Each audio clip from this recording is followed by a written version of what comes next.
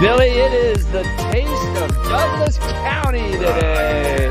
Yes. It's time to feed our fat faces. Well, my fat face. They're well-trimmed, in shape, younger face. I've never been to a taste of anything. Really? So what do you do at a taste of something? Wander around and eat. They're really fun. I hope everybody comes out. And like they all have like little appetizers. Yeah, it's basically what you do is you've gone to different street fairs, things like that, where they just have booths. All of this is same thing. All food, and some drinks as well. And the cool thing is the restaurants come out and they'll have a couple of things they want to prepare. Again, it's got to be done up there. So, what can you prepare there? What can you bring? What things can you pre-prepare? And you get little pieces of it. So instead of them handing you an entire burger, you may get a fourth.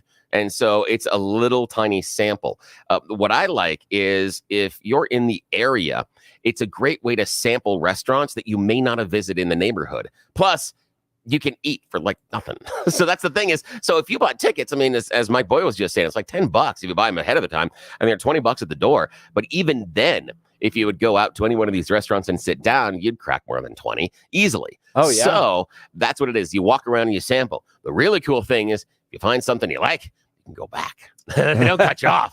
So there's some really neat there's things. Simpsons episodes where Homer just returns back. Exactly. Yes. Over and over again. Yeah, like when they're eating at like the big supermarkets and things, they're taking all the tasters. That's exactly what it is. It is just like a supersized version of those tasters you run into at the grocery stores. That's what it is. And it's the other cool thing is you get a lot of people from the community that are milling about as well. So it's just really kind of a nice night out for people that are connected to the community. And for me, it's the idea of wandering around and being able to sample all those restaurants that you never have time for. Yeah, it's about discovery. Restaurants that he just listed are fantastic. Oh yeah, they are. There's one in there that I don't know that I'm like, and that's one of the ones that I'm like, okay, we're gonna head right over there and see what they're doing. I think Mike Boyle's got into the best line of business you probably could. Heck yeah, absolutely. Just get to hang out at different restaurants. Yeah. We are friends on social media, and 3/4 of his posts are, I'm here eating this today. I'm over here eating this today. And he's got a picture with the restaurant owner. And I'm like, a pretty good trim guy. He really himself. is. Yeah. And then he goes on and he takes listeners on trips to Mexico. And he's figured this out. You and I are still trying to figure it out. That's right. I decided instead to hang out with politicians. Exactly. I have an idea. We got to talk about that idea for you next week. Okay, hang on. I got to go to the emails real quick. Where'd it go? So I'm heading to Chicago. Yes. You're heading to Chicago. Oh, I don't see it there. Where'd it go? Okay, there we go. Okay. What I want you to do is when the protesters, I want you to go up and I want you to talk to the protesters. And I want you to talk to them, if you can, about the Americans that are still being held. Yeah. How do you feel about this? If they're supporting, the Hamas and the Palestinians, say, do you think they should be keeping the Americans? Do you think they should, or should they release them? And if they say they should keep them, ask them why, and they'll get some very interesting responses. They don't see them as Americans. Not at all. Now, if they say them as Jews. Yes. Now, if they say yes, what you can do is you say, now, hopefully you're like, well, yes, they should release the Americans. And you're like, well, why attack Okay, you can attack the Israelis, but why are they holding Americans? You're kind of trying to push them on the Americans, though. They can keep, okay, fine. We can acquiesce, fine. Let's keep Israelis as hostages, just for the example here. But why the Americans? Can't we get the Americans back? And then you're trying to get them to the point where like, yes, we need to get the Americans back. And then you say, good. Because I, Jeff Hunt, am working with a new international organization. We have connections with American lawmakers. Plus, we are working right now to talk to Hamas. We are working on a prisoner exchange. However, Hamas says they want more. So we need to give them more Americans. So what we're doing is we're signing people up. Are you willing to go in exchange for the Americans? Can I put you down on the list? That's what you need to do. You need to ask them if they're willing to go. Brilliant, Billy. See, go. And again, I'm going to take a little clipboard too. That's what you should do. And again, viral. That's what I'm talking about. We're talking about that little clip. Come on. Yeah, so, you've seen all the other clips of them walking around asking questions about the protest. Ask them to volunteer to be a hostage. Let's see what happens. Let's see how committed they are to the cause. They would talk about how great, Palestine and West Bank and Gaza are. So be there. Go. Yes, they could be there. They could be a hostage. And then when they're released, they can live there. It is a win-win. But the problem is we need more people because Hamas wants more people. We got to give them more Americans. It's like an NFL trade. If we're getting back to people they have right now, they got first-round draft picks. We're going to have to throw in some second and thirds. So that's fine. That's what we're going to do. The only concern I have is if you are gay and you're ever invited to a rooftop party don't go. in Palestine. Don't go. Don't go. Just ever. So, but do that. See, and just say, hey, come on. Let's see if they volunteer to that put their... That is great. So so we're at Taste of Douglas County tonight, and then we're in Chicago all next week. I'm in Chicago all next week. Billy will be men in the operations. I'm still not allowed to leave the States. Still more months on that. It's got that ankle monitor. Yeah, it is. It's difficult. It's good jewelry. It's good accessories. So it's going to be a wild few days coming up here. But let's check in on the news with Blake Olson. Good morning, Blake. Hey, happy Thursday, guys. Good morning. 58 and clear. Expecting a high of 88 today. The 710 5-day forecast coming up. Our top story. Colorado's best days are still ahead. Governor Polis expected to call a special session today on the issue of property taxes. Lawmakers could remove 2 property tax initiatives from the November ballot. Proposition 50 would cap annual property tax revenue growth at 4%, while Proposition 108 would reduce Colorado's property tax rate. Some lawmakers are concerned that if the measures pass, the state would have to cover big expenses for local government. Everyone is okay after a school bus burst into flames in Aurora on Wednesday. It happened near East 11th and North Piccadilly Road, and the bus was completely engulfed in flames. When they arrived at the scene, all 14 children on board made it off the bus safely along with the bus driver. Fire officials say the driver saved lives by jumping into action and getting all the kids off the bus as quickly as possible. Investigators determined that it was an accidental engine fire. Former President Trump in Asheville, North Carolina, Wednesday. We will target everything from car affordability to housing affordability to insurance costs to supply chain issues.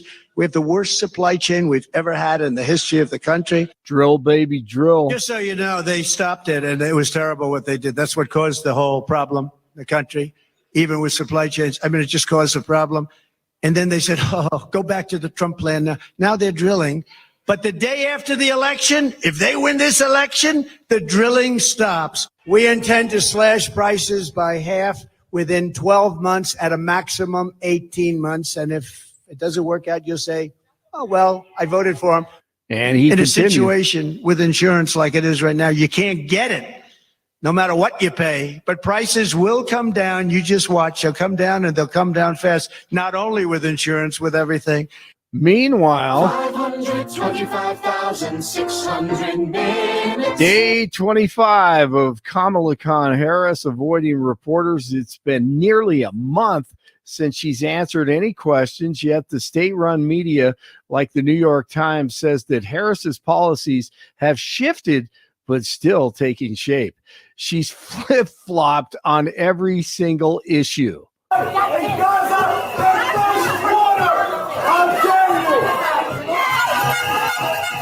And then last night, Hamas supporters stormed a Kamala Khan campaign event in New York City.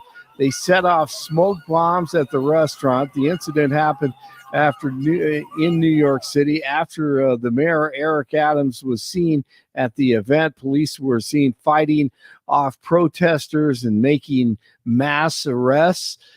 She has no idea where she stands on Israel and Hamas and Islamo-Nazis. The Boulder County coroner is still working to identify burned human remains found during the Stone Canyon fire near Lyons. Investigators say the remains were found inside what was left of a burned home, and their condition has made the DNA extraction difficult.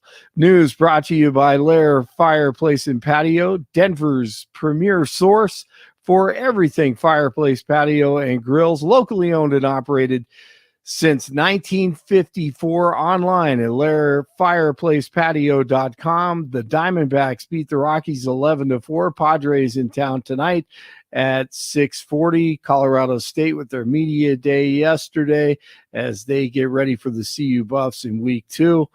And they also take on the UNC Bears, see if they can pull off the upset there. But college football is 3 weeks away. The founder of famous Amos Cookies has died. Wally Amos was 88. 55 in Louisville, 57 in Lone Tree, and 58 in Denver. Jeff and Bill continue on Thursday. Blake Olson, News Talk 710, KNUS. Sunshine for much of the day across the Denver metro with added cloud cover late this afternoon and early tonight. Still going to run the slight chance for some showers and thunder towards evening. Highs today will be in the mid-80s, clearing tonight, low 60s. Sunny, warmer Friday and this weekend. Low to mid-90s for highs and lows lower 60s. Dry Friday and Saturday, showers and thunder on Sunday. Weather brought to you by branchplanning.com. Secure your future retirement with a reliable income stream. Annuities provide guaranteed payments, giving you peace of mind. Get your review at branchplanning.com or call 720-651-9800. Meteorologist Don Watzel in the 710 KNUS Weather Center.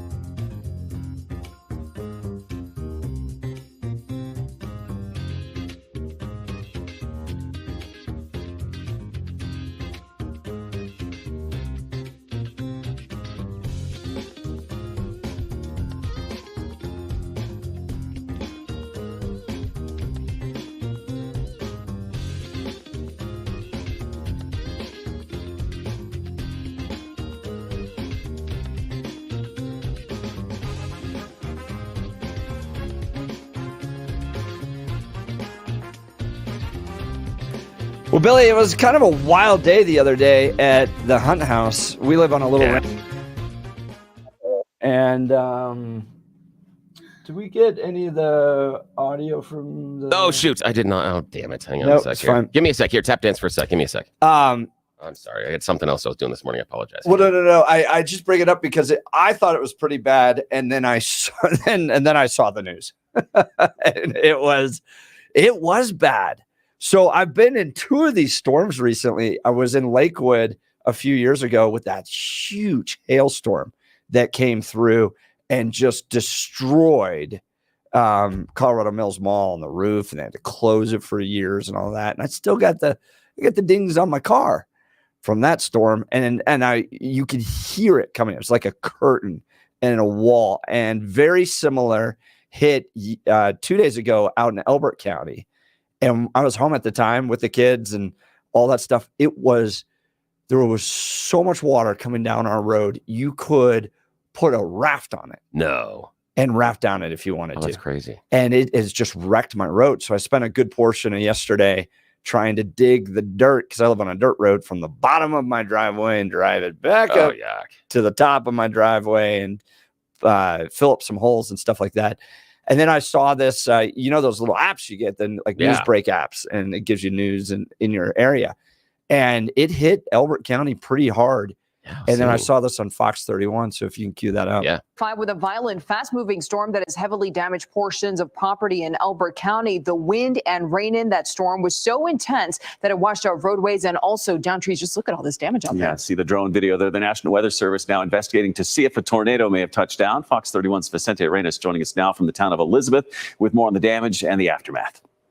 We've been talking to a lot of people that live in this town of Elizabeth in Elbert County.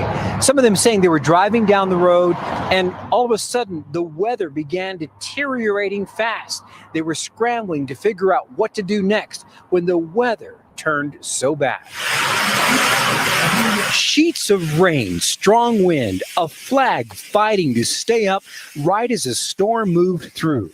The weather so bad, Jimmy Almquist put his kids in the basement, thinking it would just get worse and worse. It was just a wall of water came in, and for about 45 minutes to an hour, it was just constantly blowing about 60 to 80 miles an hour. When the weather cleared, Almquist went to check on his parents' property nearby, and this is what he found. An outbuilding blown to pieces, debris scattered in fields. Norm and Linda Almquist were out of town and saw the damage for the first time today. The family's prized trees they planted decades ago, heavily damaged too. The building can be replaced, but can't replace all the trees for another 40 years. Some good news, though. Their home was not hit in what neighbors described as a vicious storm. He said they were standing in front of the window watching the storm, and all of a sudden it turned pure white. You couldn't see 6 inches out the window. The National Weather Service is now trying to figure out what kind of storm moved through here. We'll have to reassess what kind of pattern that damage really occurred, and to kind of give it a better determination if it was straight line winds or tornadic winds. Some roads were washed out and were being repaired today.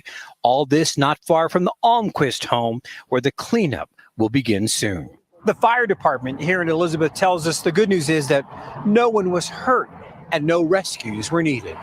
In Elizabeth, Elbert County, Vicente Arenas, Fox 31. Dude, that thing hit in like 15 minutes. Jeez. It was crazy. That's nuts. And then so much water washed down. It's probably going to take me 3 or 4 days to repair our driveway with my tractor. Jeez. Like scooping up all the dirt and then filling up all these holes. And we basically have like a Grand Canyon that's now running down through our property. Water seeks the least path of least resistance. Yeah. Yeah, that's awful. And looking at all the trees, because again, that building was destroyed for the family we were talking about. But the trees were upended. They were enormous trees. And that's so hard to replace. Do you remember? Here's the question I have for you. Do you remember August being a time when you get big storms in Colorado? Not really. No. I don't remember August being the time that you get hit like this. We don't. But again, and it's an awkward thing, but this is part of the climate change thing. And again, absolutely it is. It's the climate's changing. Oh no, it's the climate's changing. But again, I don't want to get into a climate change debate, because there's all sorts of things we can debate about whether or not or how much human has impact on it, etc. But that's what they had been saying. And if we go back to what the scientists, again, agree or disagree with what they say is the cause, they did say that going forward, we were going to have our bigger storms at different times of the year, and we would have rainstorms and other things and higher heat, just as an overarching effect of it. That the climate is going to change. And again, I'm not arguing human cause, stop driving cars, don't eat the meat, get cow farts.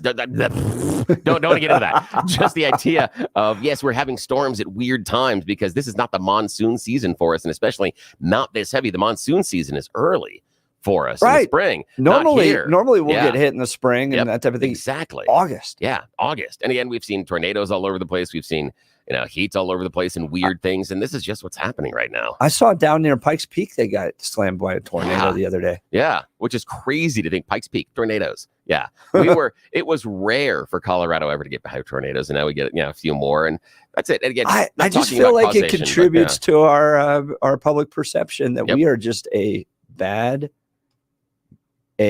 state. Yeah, exactly. we have Sure does. 14,000-foot peaks with tornadoes on Exactly. them. Yes. Welcome to Colorado. And in the middle of August, you may lose your driveway because of a storm that only lasts 15 minutes. Yeah, right. That's the part that it comes in. It's just like punch and then gone. And that's the weird part. And so when we talk about the overarch as far as climate change, these type of microbursts will increase. But again, I'm not talking cause relationship. That is for another day, not for here now. But there are some changes, and it could just be cyclical. It could be man-made. It could be something else that is going on in the environment completely. It is a absolutely not even worried about it. Without debate, though, Taylor Swift's Jets' fault.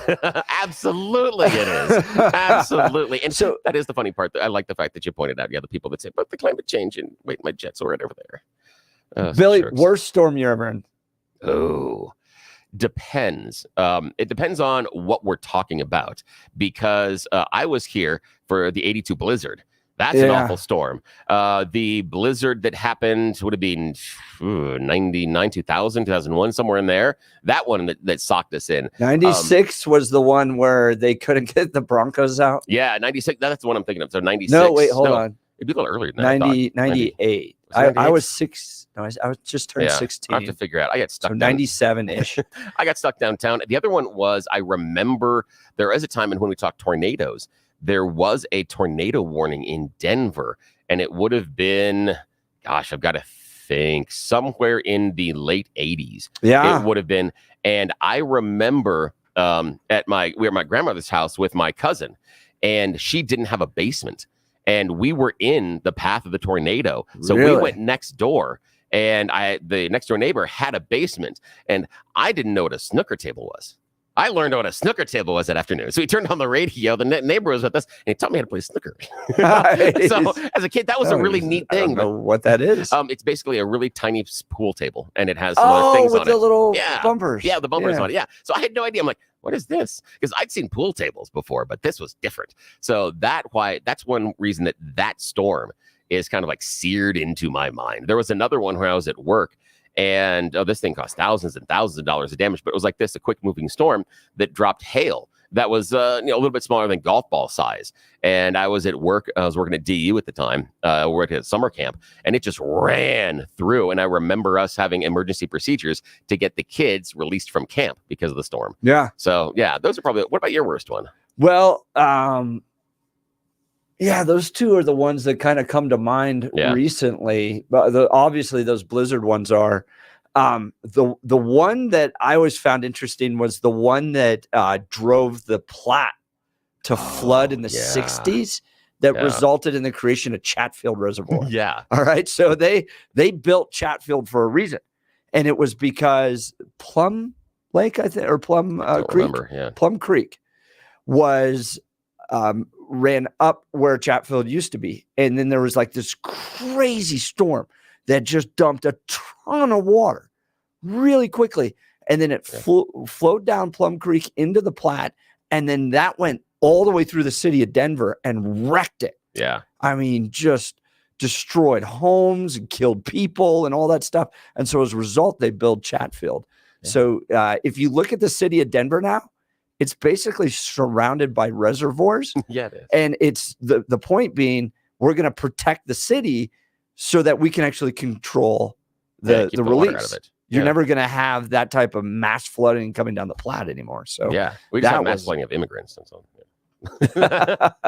What's the worst storm you've been caught in when you've been out in the elements? I was a mountain guide. Yeah, that's why I'm curious. Yeah, I was a mountain guide for all of college, and we had a few where the lightning came right in on us, and we had kids, like we were backpacking with kids, and so we weren't on tops of the mountains or anything. It just came in while we were down in the trail, down in the valley, that type of thing.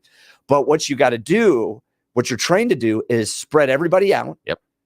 Because if there's lightning strike, you want at least half the people to live. You'd hope, yes. Right? So you could go get help. Yeah. So you spread everybody out, you get into a tiny little ball, and you stick your heels together. Yeah. And the reason being, if the lightning hits the ground and then the electricity charge is running up through, it'll run up through your foot into the other heel and then go back out the other foot. It won't hit your vital arteries. Yeah. So you get into a little ball and stick your heels together. We had a few instances where we had groups out and those types of stuff. And it's like being under artillery fire. It's just bam, bam, bam. Yeah. Like if you're right in the middle of the lightning. Oh, it's awful. It hits. I got caught on Mount Holy Cross on the sheer face when I was 18 during a storm.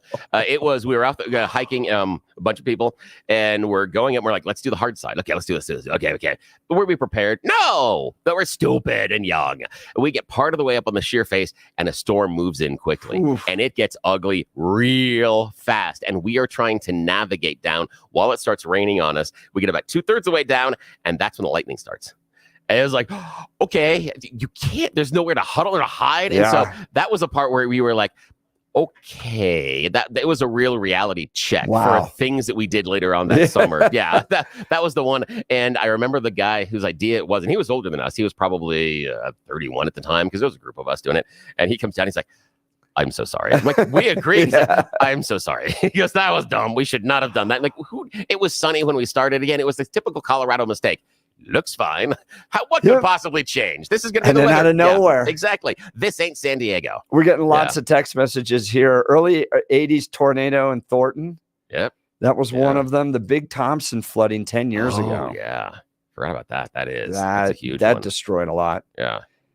September rainstorm. They linked to it, Jason, but the link's not working. I'm getting a page not found on that.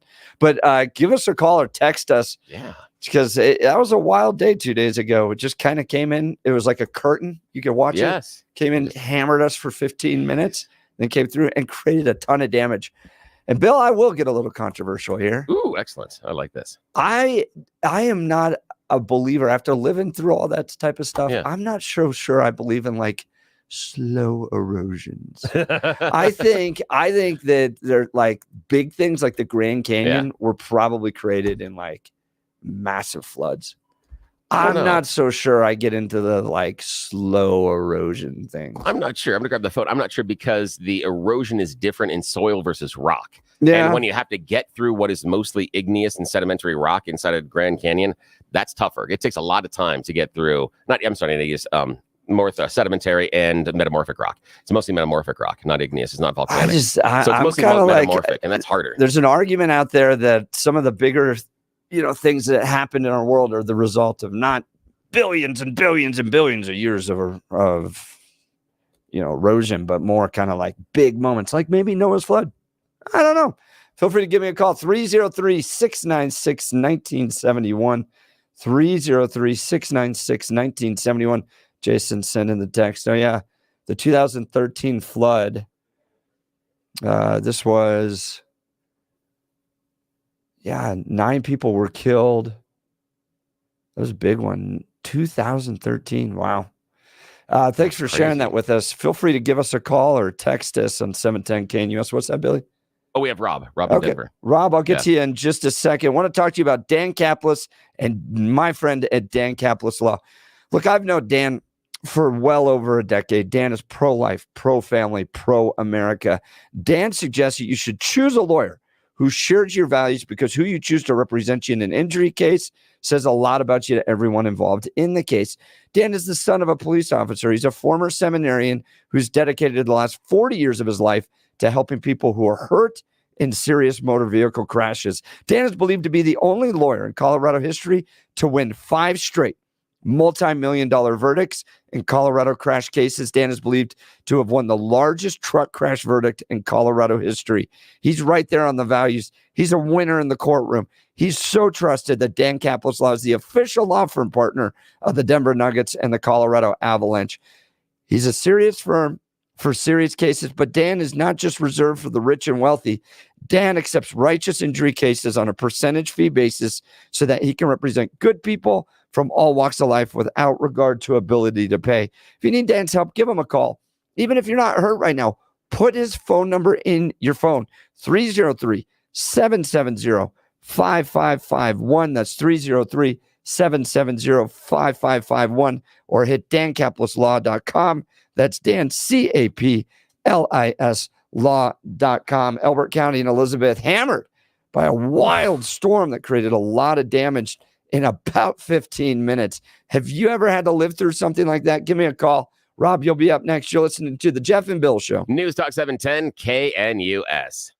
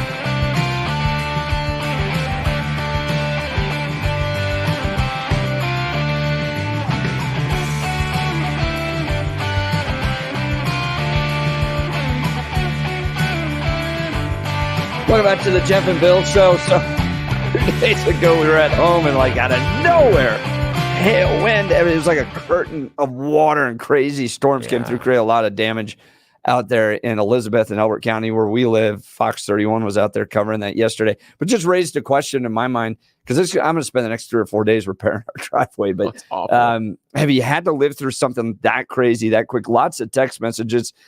Iggy, I was stuck on Mount Meager, Longs Peak, Boulder Field at night during lightning. Couldn't get close enough to the ground. You know when it's coming in that hard, you're like, how small can I possibly be? Exactly. Let's go to the phone lines. Rob, Denver, you're on the Jeff and Bill Show, News Talk 710 KNUS. Good morning, Rob. Morning.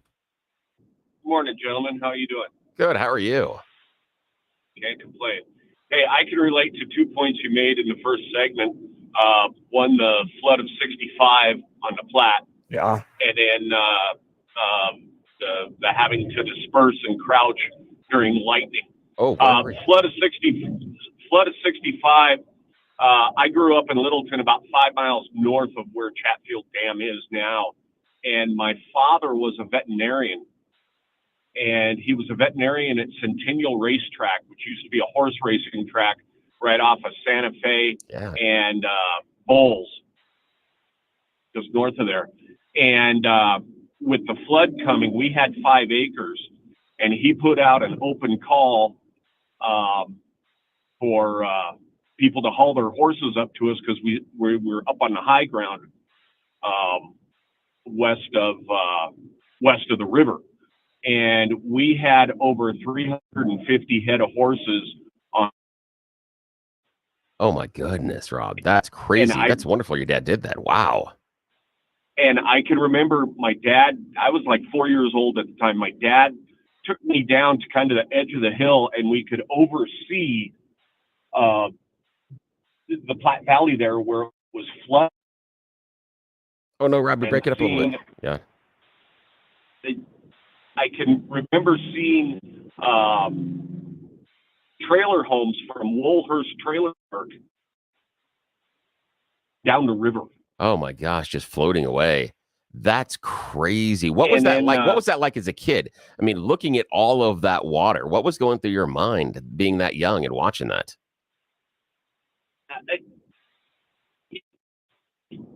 It didn't register to be the situation. I didn't comprehend it.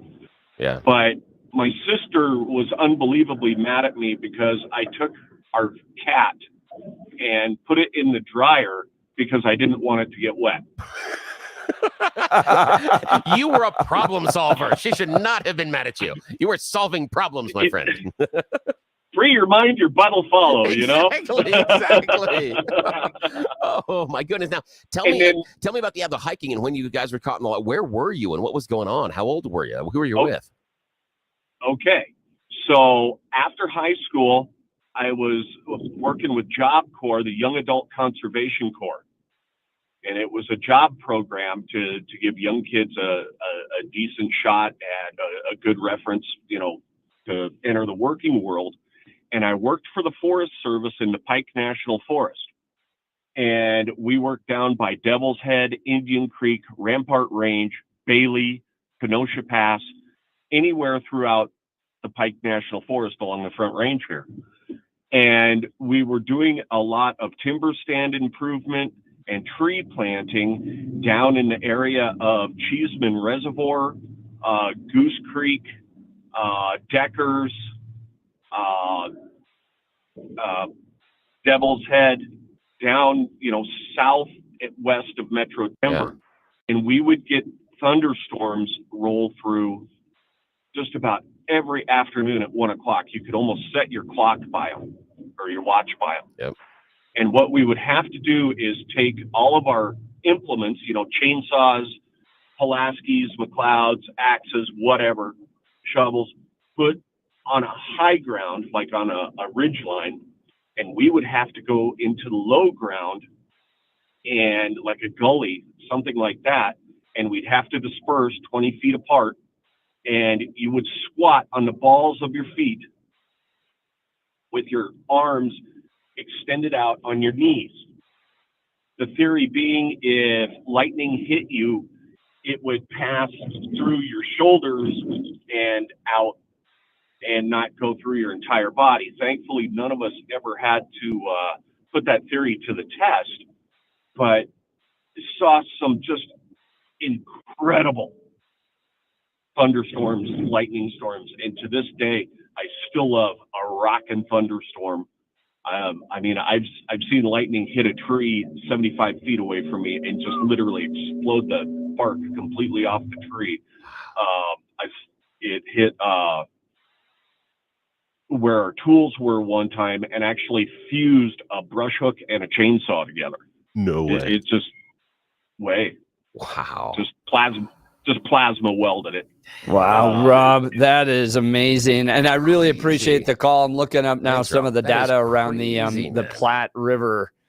14 inches of rain in 4 hours. That is nuts. Fell Rob, near Castle Rock and Plum Creek, and that's what. And then if you Google it, Littleton, the Museum of Littleton has like pictures of the Centennial Racetrack. Everything he was just talking about. Yeah, I remember. Crazy. Let's go to Scott, line 2, Idaho Springs. Good morning, Scott. You're on the Jeff and Bill Show, News Talk 710 KNUS. Morning. Hi, I was going to bring up that the Centennial Racetrack thing as well, and I was 4 years old. Also, my family was camping during the storm, and then extended family was worried about what had happened to us because they didn't know what was going on. But as far as the racetrack was concerned, I had also heard that it was great. Your previous caller said his family saved a bunch of horses, but a bunch of horses lost their lives too. Oh yeah, and yeah. Had some. I mean, most people don't even know that Centennial Racetrack was there, right next to the Platte. Yeah. Some people don't even remember the dog track out in Commerce City, my man. Yeah, that's true. There was one there too. What was it like being 4 and being in that kind of a storm? What was going through your mind? Because that's a really young age. And what did you take away from it? What memories do you still have? To be honest with you, what I've heard was that as we were driving down out of the mountains, they could see the floodplain, going across the metro area, such as it was back then. And then I've seen a friend of my parents had some video, or had some. It had been converted to video, but I remember him showing me or handing me a videotape that I watched of that he had taken with Super 8 or just Super 8 film of the flooding and the water just pouring and everything piled up under bridgeways and all sorts of debris under bridgeways. So I remember seeing that film. I don't know where that is because he's passed away, and but that would be a neat film to be able to have. It was devastating, and if I'm not mistaken, there was enough rain that also impacted the development of not only Chatfield, but also Cherry Creek. Oh yeah, because the confluence of the two in downtown Denver, that was pretty devastating. So it was a more widespread flood than just that. Than just what impacted or what caused Chatfield to be developed. That's crazy. Yeah, no, thanks, that man. led to the creation of all those reservoirs around there so they could protect the city of Denver. Yeah, thanks a lot, Scott. Have a great Appreciate day. the call. Thanks so much. Cool. Have a great day. Yeah, just wild how fast that came through. Yeah, and can you imagine and the 4? destruction it did to our property and being 4 and looking at Right. that and thinking, oh wow! I mean, that kind of in some ways changes your perception of Denver, of the world, of weather. It's when you get stuck in that thing. For me, we're talking about the '80s big snowstorm, and I thought I was all of a sudden planted in Star Wars Empire Strikes Back. That was on Hoth. Me and my friends were building tunnels, and we had all over. It was great. It was fantastic. We thought this is the best thing in the entire world. We didn't understand why my parents were complaining so much. We thought the adults in the neighborhood were just being sourpusses because this is fantastic. Do you know how much snow this is? Yeah, that's what we thought. So we've got a lot to cover today. In the 7 o'clock hour, I'm going to give you an update. We literally changed the experience of every Coloradan down at the Colorado State Capitol, probably forever. Yeah, because of now, again, in this dynamic here on the show, if one of us was going to do something that would end up with a universal rule change in the state capitol, it should be me. But no, it is my partner, the dude across the glass, Jeff Hunt, has done something incredible in which he has changed the rules at the Capitol. understand the power this man has. We'll talk about it with you later today. 7 o'clock hour, we're going to get into that. And then is homelessness going up or down in the city of Denver? Well, it depends on who you ask. Spend a lot of money. We'll get into that at the 8 o'clock hour. And then reparations. How much are you ready to pay in order to heal this nation? Lots to get into. And then when we come back, you choose the news. You're listening to the Jeff and Bill Show. News Talk 710 KNUS.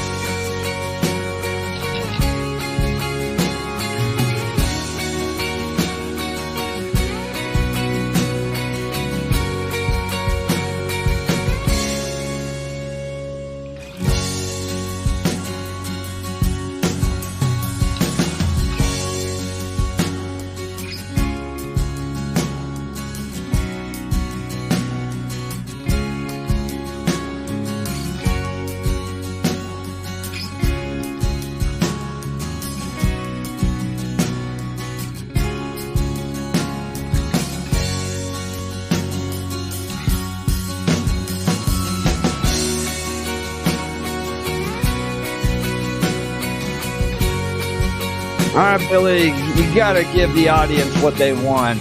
And what they always want is you choose the news. Yes, it's time for the feel-good segment of the mornings. It is time for You Choose the News, everybody's favorite fake radio news game show. Why do we do this? Because the people in charge have no idea we are being this frivolous with the airtime. So, shh, be quiet. You know how we do this. I scour the interwebs for moments for these stories right here in my hand. I give them even dumber headlines because we do a lot of really stupid things. Yes. Alrighty. And as always, Jeff Hunt and Blake Olson from our newsroom is joining us to make the choices today. What stories do they deem worthy of your attention? Could it be this one? Headline number 1, becoming more human every day. Headline number 2, bribery and exploitation starter kit. Headline number 3, perhaps, don't expect a gift. Or maybe it's headline number 4, a lesson for the children. Mr. Hunt, your choice. Let's start with a lesson for the kiddos. Yes, a lesson for the children. Here we're traveling to Austin, Texas. We are going to meet a teacher at an Austin school, Mr. Bill Atkinson. Mr. Atkinson loves his job. He loves seeing the smiling faces each and every day. Chances, though, he does get to see them a little earlier than normal, because sometimes he has to sleep in the parking lot. Mr. Atkinson cannot afford a house in Austin or even rent on his $53,000 salary per year. So now, in order to continue to be a school teacher, living in his car, he's saying he makes too much to get supplemental insurance and income. He doesn't qualify for Section 8 housing or anything else, but he doesn't earn enough to cover the expense of monthly rent. And I guarantee you the administrators in that district are doing just fine. Yes, I bet they are doing just fine. I bet they have multiple cars and vacation homes, and that's the problem. And so the idea is, I keep thinking about, okay, this is the teacher. If your teacher is living in their car, dude, what do you think about the teacher at that point? I mean, I knew some teachers growing up that lived in rougher parts of town, and some of them were like, these are the sacrifices I'm doing in order to make sure that I'm teaching, etc. And you're like, dude, you're in your car. I want to look at his budget. I want to see his budget. Dave Ramsey, there, Blake. Yeah, man. There's some places in East Austin he can live. Well, he said the rent right now is about $1,400 a month there. Yeah. So that's what he's saying. I bet he has a huge car payment. That's my guess. Could be, but at least hopefully the huge car payment is now storing all the stuff.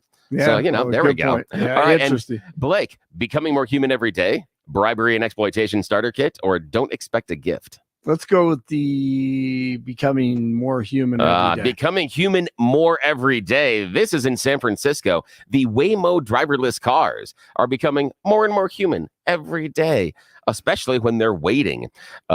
People around a certain parking lot in San Francisco are complaining about the noise the automatic taxis are making at night. Why? Because they're being very human. They're honking at each other, sometimes aggressively. This is the problem. These Waymo driverless cars have a proximity sensor. When something gets within a certain amount of feet of them, they honk. But Waymo has contracted with this parking lot that when these cars are not active, they park in the parking lot.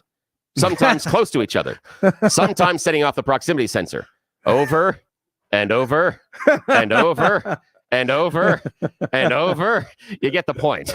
Yes. The residents Annoying. are saying, yes, the residents say the cars will randomly honk at each other all night. And they say that's horrible. They say the worst time is if a car is entering or leaving the parking lot, because what happens is it goes down the aisle and all the cars beep, beep, beep, beep, beep, beep, beep, beep, the entire time.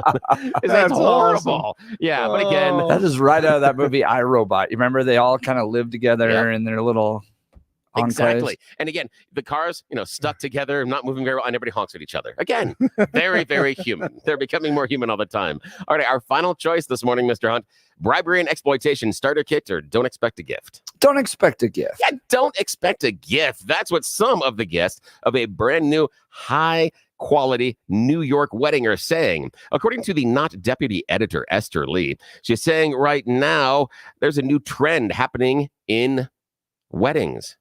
Pay your own way. More and more weddings are offering tickets. You got to buy your way into the ceremony, bitches. Yes, that's this couple is asking for $350 a piece to go see them stand in front of you, kiss each other, and maybe serve you a semi-good dinner.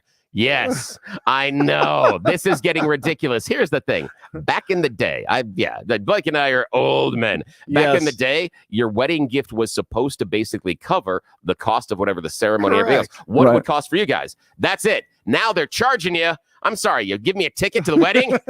Don't expect a gift. And there's no way those marriages are lasting. No way. Sorry. That's right. Yeah, Exactly. no way. Well, that's it. That's the end of You Choose the News. Thanks so much for playing along, gentlemen. As always, they're your giant winners, and I'm a big loser. Back to you, Jeff. All right. When we come back, I've got some big news on a personal lawsuit I was going to file against the state. You're listening to the Jeff and Bill Show. Breaking the law. 710 KNUS.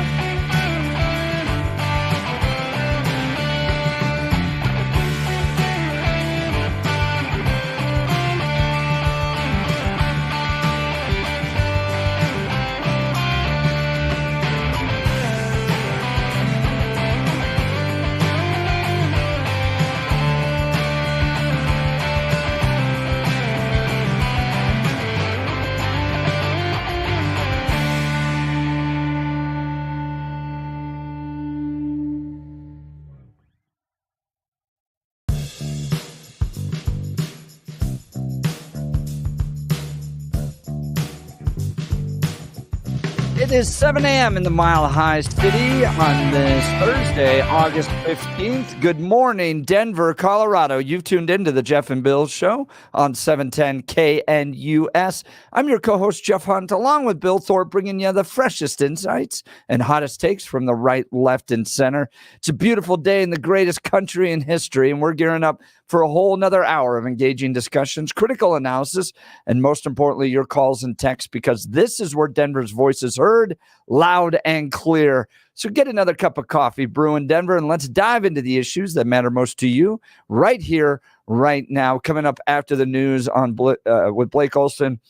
I haven't been able to talk about this because of some legal things, but threatened the state of Colorado with a lawsuit over free speech issues. And the result was some major changes down at the Colorado State Capitol that will affect everybody. So I'll give you an update on that right after the news with Blake Olson. Good morning, Blake. Hey, good morning, guys. Yeah, hey, that's Blake, interesting. you remember in high school when you used to like get in trouble and the principal kind of that happened? Yeah. That happened once. Once or twice. Yeah, that's what Jeff did. So you Yeah, have to figure out why the no, principal. we're not gonna take it. No, we're not gonna take it. And then what I did was organize the students to walk out against the principal. Is that right? Wow. At Creek? No, I mean, it's metaphorically. Metaphorically. Basically, Gotcha. this is a metaphoric. Yeah, it is everything that every high school kid wants to do, rebels against, and Jeff wins. This is a fantastic story, man. I cannot wait to hear that. Oh, that's awesome. All right, 59 and sunny, expecting a high of 88 today. The 7-10 5-day forecast coming up.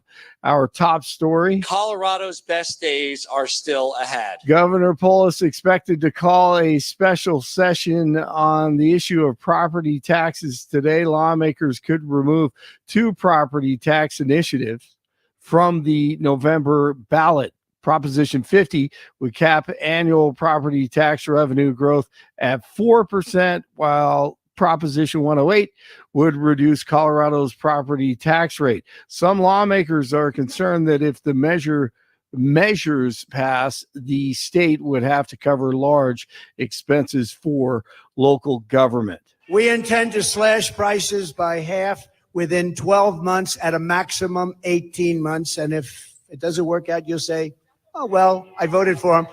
Former President Trump in Asheville, North Carolina on Wednesday. When Kamala lays out her fake economic plan this week, probably will be a copy of my plan, because basically that's what she does. Just remember, she goes to work every morning in the West Wing. Her desk is 10 steps from the Oval Office. She cast the tie-breaking votes that gave us record inflation, and for nearly 4 years, Kamala has crackled as the American economy has burned. Yeah, and it's day 25 of Kamala Harris avoiding reporters. It's been nearly a month, and Harris is planning to propose a federal ban on corporate price gouging in food and groceries. She'll unveil her economic policy platform tomorrow at a campaign rally in North Carolina. Harris reportedly also plans to scrutinize potential mergers between supermarkets and food producers. Yeah, blame them. Great idea. Kevin O'Leary of Shark Tank on her running mate, Tim Walz. If you look at his stewardship of his state, Minnesota, it's been not good. And I'll tell you how I measure it. People say, oh, you're partisan. No, I'm not. I'm looking at the track record of an individual who came into a state and wiped out job creation. He wiped out job creation in professional, in manufacturing, in accounting, in every subcategory you look at. Those jobs moved to South Dakota and North Dakota. The South Dakota job rate right now is 4 times that of Minnesota. Minnesota only creates jobs in services that are funded by the government, healthcare and social services. Every other sector is in decline. He's also added a surcharge of 1%, 100 basis points, on top of 9.8% taxes on individuals that are retiring. And of course, they're leaving the state in droves. He's the best governor for Texas, for Florida, for North and South Dakota. That's perfect. That's a great line. Isn't it, though? I mean, and he's hard to watch on stage. Makes some really weird faces. I don't know if he's sniffing people like Biden was. I'm not sure. But take a look at that. Everyone is okay after a school bus burst into flames in Aurora on Wednesday. It happened near East 11th and North Piccadilly Road, and the bus was completely engulfed in flames. When they arrived at the scene, all 14 children on board made it off the bus safely, along with the bus driver. The driver saved lives by jumping into action and getting all the kids off the bus as quickly as possible. An accidental engine fire was the cause. The Taliban held a military parade at Bagram airfield in Afghanistan with the U.S. military equipment they stole after the disastrous Biden-Harris withdrawal. I thought for a second that was Ilhan Omar's success party rally. Yeah, yeah, possibly, yeah, or her brother, her victory party there. Yes, or her brother who she's married to. The Taliban was celebrating the 3rd anniversary of taking over the former U.S. airbase. God, that is horrible. As they trolled the U.S. with some of the $85 billion in military equipment, the Islamic Emirate eliminated international differences and expanded the scope, they say, of unity and cooperation in the country. That's what Deputy Prime Minister Malvi Abdul Kabir said, or whatever his name is. News brought to you by Lair Fireplace and Patio, Denver's premier source for everything fireplace, patio, and grills, locally owned and operated since 1954, online at lairfireplacepatio.com. Diamondbacks beat the Rockies 11-4. Padres in town tonight at Coors. First pitch 6:40. 55 in Superior, 57 in Littleton, 59 in Denver. And I can't wait to hear Jeff's story coming up. Jeff and Bill continue Thursday. Blake Olson, News Talk 710 KNUS.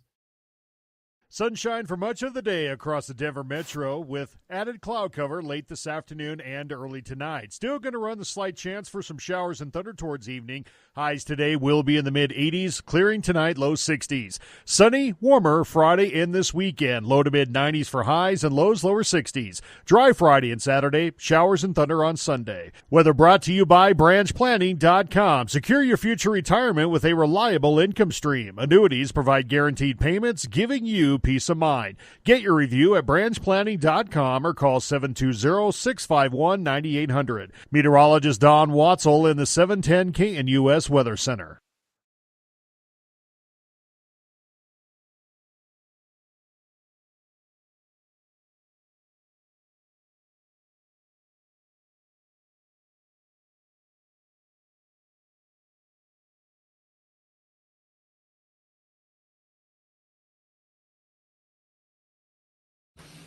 All right, this is the headline from FIRE, which is a free speech organization. Victory! After FIRE threatens lawsuit, Colorado lifts ban on political apparel. I'm wearing the infamous sweatshirt today. So about a year and a half ago, I was down at the Colorado State Capitol to watch some official proceedings around crisis pregnancy centers. Pregnancy resource centers are these great little ministries out there that want to help women facing a crisis pregnancy and not steer them in towards an abortion, which is pretty much what Planned Parenthood always does. It's like, we got one solution for you.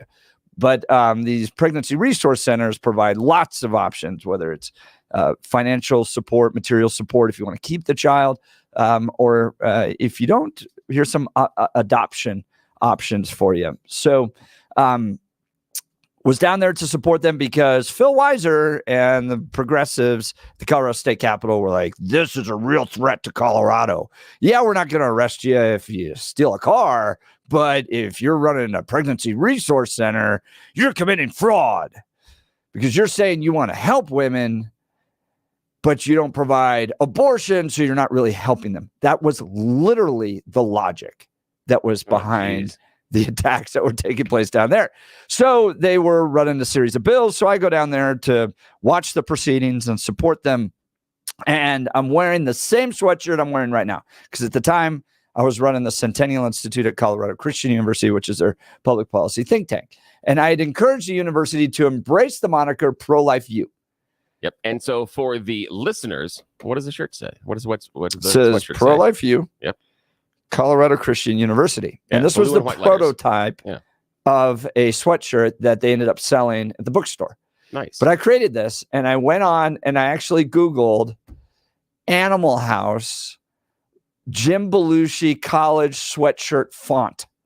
No way. So that's great. This is the font of Jim Belushi, or not Belushi. Yeah, Belushi. Yeah, Belushi. Yeah, Belushi. Yep. Jim Belushi's sweatshirt that says college. Oh, that's great. So I thought you might like that. Nice job. So I made this. I did the little custom sweatshirt, and I made the prototype, and I'd walk into the president's cabinet meetings, and I said, look, I created this sweatshirt, and I think we should embrace being the most pro-life university in America, and let's sell it in the bookstore, which they do. And they actually trademarked this. So I go down to the state capitol, and we're in the proceedings and all that stuff. And then it goes time for the Senate to have a dialogue and discussion about this. So I walk up to the gallery in the Senate, and the gallery's up above high. And you look down below, and you're required to be quiet. Like, you can't disrupt. And I wasn't being disruptive at all. I was literally just going to watch. Yeah. There are some lawmakers have learned that, Elizabeth House. It's supposed to be quiet up there, but maybe not. Yeah. Okay. Sorry. Continue. Yeah. So that's exactly right. Yes. So I go up there, and I said, and Billy, I must have sat down for 5 seconds. Oh my God. And a sergeant of arms comes over, and he points at me, and he gives me you need to come with me. Yeah. I'm like, oh my gosh, what do I do? Great. Yeah. What do I do now? So I walk out, and he points to a sign, and he says, no political apparel in the gallery, to be worn in the gallery. And political apparel, first of all, is like crazy broad. Yeah. I mean, what do you mean by political apparel? That, and you and I often have fun with defining terms. And what's the definition? How do you define political apparel? Because, as you know, I like to make the conversation difficult and rough. I could make a conversation that wearing anything with the American flag on it becomes political. You know, my lawyers thought the same exact way. Hey, look at that. Every once in a while. They pointed that out. Go home now. Goodbye, everybody. That's it. That's the only good idea I have the entire morning. That's it. I'm out of here. So he points to this, and I actually have video of it, which has helped make the case. So I pull out my camera, and I'm like, hold on. Explain to me what the problem is. Good job. Very smart. And he says, you're wearing a sweatshirt that has a political statement on it. And you're not allowed to wear that in the gallery of the Senate down at the Colorado State Capitol. And I'm like, well, hold on. This is a trademarked name of the university. Yeah. Like, from my perspective, I think I looked this up at one time. Metro was like, secure your future. Or something like that. I imagine Metro University, secure your future. Yeah, I think at the University of Kentucky, it's Duke sucks. I think that might be it. I may be wrong. North Carolina, I'm not sure. North Carolina, yeah. And so I'm like challenging him on. I'm like, this is like a trademarked name for the university. Yeah. Pro-Life U. This is not a political statement in sense of like, I'm not saying vote no on Senate Bill 2. Yeah. You know, I'm not up there with signs. I'm not disrupting. I'm wearing a sweatshirt of the name of my employer, but it reflects my values. Yeah, that was the important thing that my attorneys pointed out. Is like you're making a political statement. Now, the reason that this all became a really big issue is because a few years ago at the U.S. Supreme Court, they overturned bans on political apparel at polling places. Yeah, because to your point, Billy, define political apparel. Yep. It's incredibly subjective based on the individual, because it is very, very easy for us to say we could get someone like Jeff Hunt at a polling place, and he could look at a whole bunch of things people are wearing, go, you're perfectly fine, go right on in there. We bring squad member Ilyan Omar in there. She's going to object to a whole lot of things that Jeff's not going to, that she's going to see as political that probably aren't. That's the problem. So if you wear, for instance, a rainbow shirt, is that political apparel? Oh, that's a good question. If you wear support the troops. If it has LeVar Burton on it, no, because I could read rainbow. But. Right? But if you wear like support the troops shirt, is that political apparel? If I worked for Planned Parenthood and wore Planned Parenthood shirt, like I was wearing a Colorado Christian University shirt, is that political apparel? Because Planned Parenthood has lobbyists, and they're down there speaking in on lots of different issues.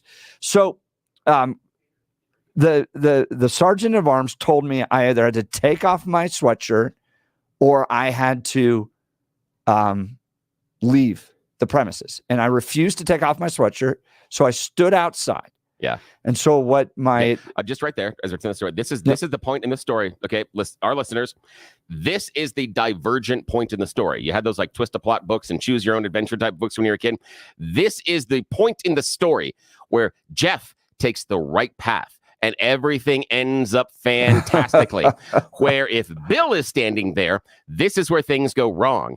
Because as soon as they tell me to take it off, that's when I start asking the cop if he's got music. Is he going to tip me? And I'm not wearing my proper G-string, and this is going to get awkward. And I am going to make a spectacle, and I'm going to end up in handcuffs, and I'm going to have to talk to people. This is where, in my world, everything goes bad, and I lose the argument. This is why you win, my friend. This is why you did it better than I. And to your point, the facts of the case really do matter in this. Yes, yes, they do. And I would have screwed it up. We had it in video, and it was an awkward conversation. I'm not going to say like we were hanging out buddies, being like, it was like, really, you're telling me I can't be in because of this sweatshirt? Yeah. So now the cop wants you to strip. Yeah, right. He's hitting on you. Right. At least that's a part of my story that I'm hitting here. Yeah, that's where I'm going. So he brings up another sergeant of arms, the head of the sergeant of arms for the Colorado Senate, and he reaffirms the first sergeant of arms.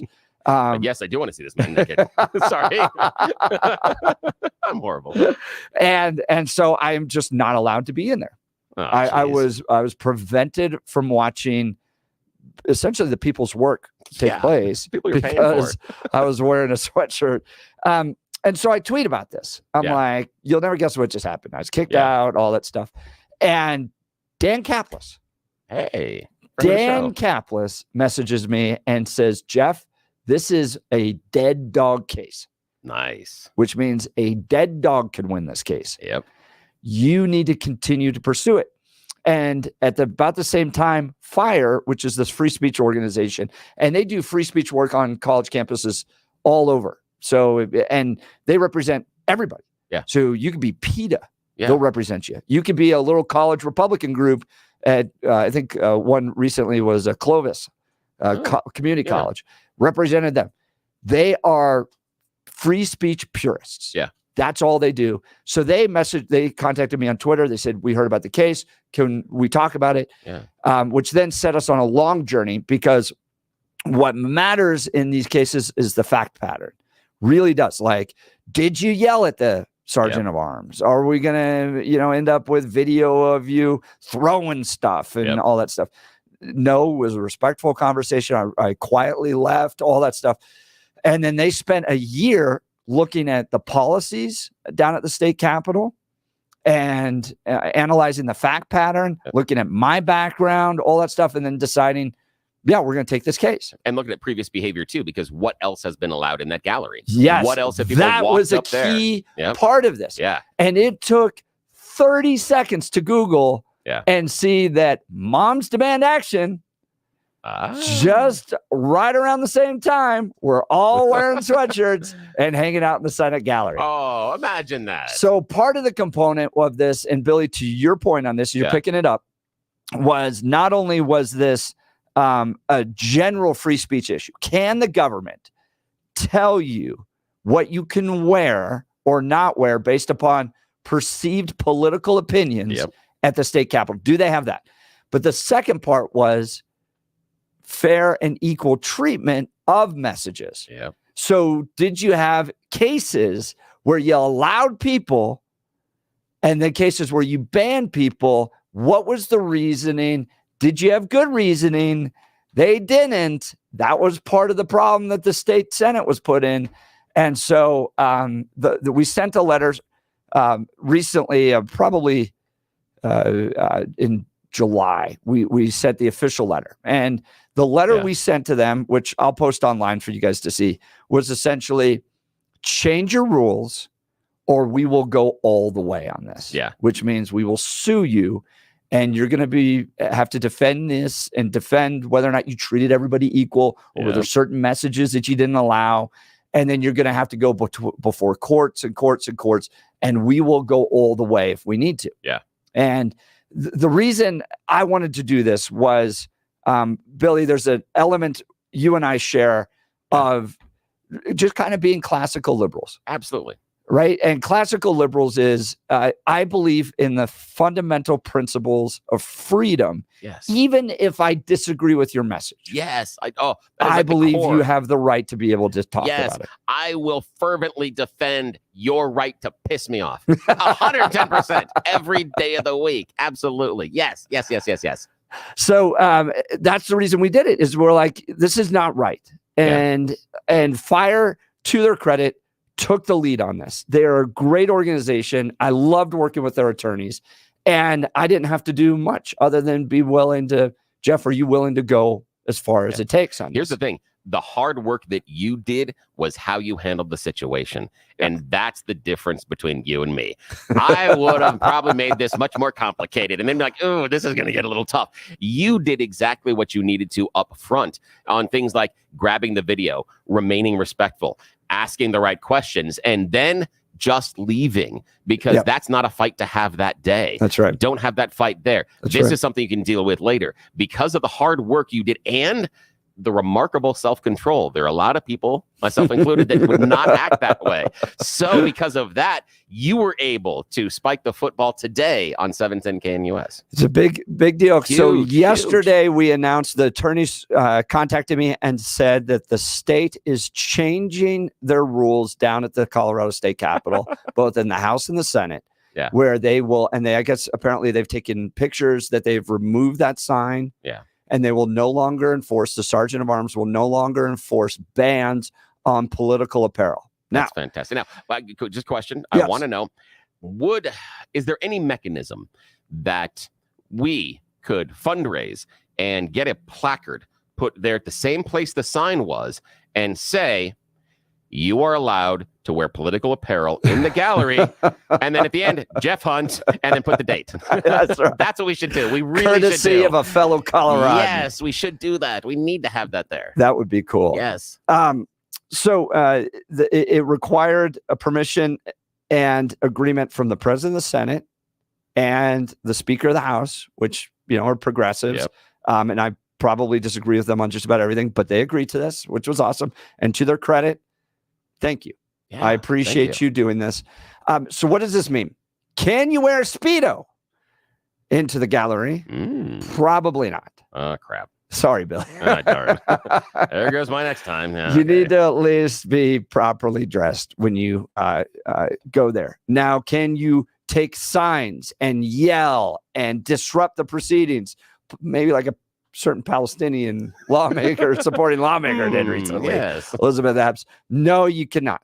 You cannot be disrespectful. You cannot interrupt the work that's taking place there. Yeah. But you cannot be removed now simply because you are wearing an article of clothing that expresses a political message. Oh, yeah, that's fantastic. Congratulations. I still wonder about the idea. There in the gallery, you're way above. If the people in the well are looking up and looking at your shirts or your sweatshirts or even your hats and going, oh, that's I don't like that, and that's hurting my fifis. Shut up. You're not doing your job right. If you're paying attention to the stuff that people are wearing up there, I understand the signs, the yelling, and getting disruptive. Sure. What someone's wearing, get over it. Get over it. Yeah. Deal with it. That's part of what we embrace inside of our society is that ability to offend each other. That's okay. That's okay. It's not physical. It's just words.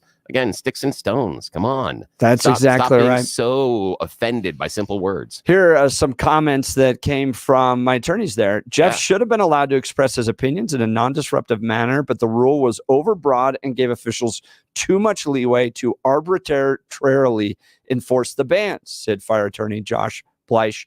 Now that the ban is no more, Coloradans can wear a political shirt where politics happens. Hey, that's a great line. That is. As of Tuesday, the problematic language about political apparel has been scrubbed from the Colorado Capitol website and gallery signs. Raul Ruiz of Fire also said Colorado did the right thing. Other states should be on notice that bans on political expression will not be tolerated.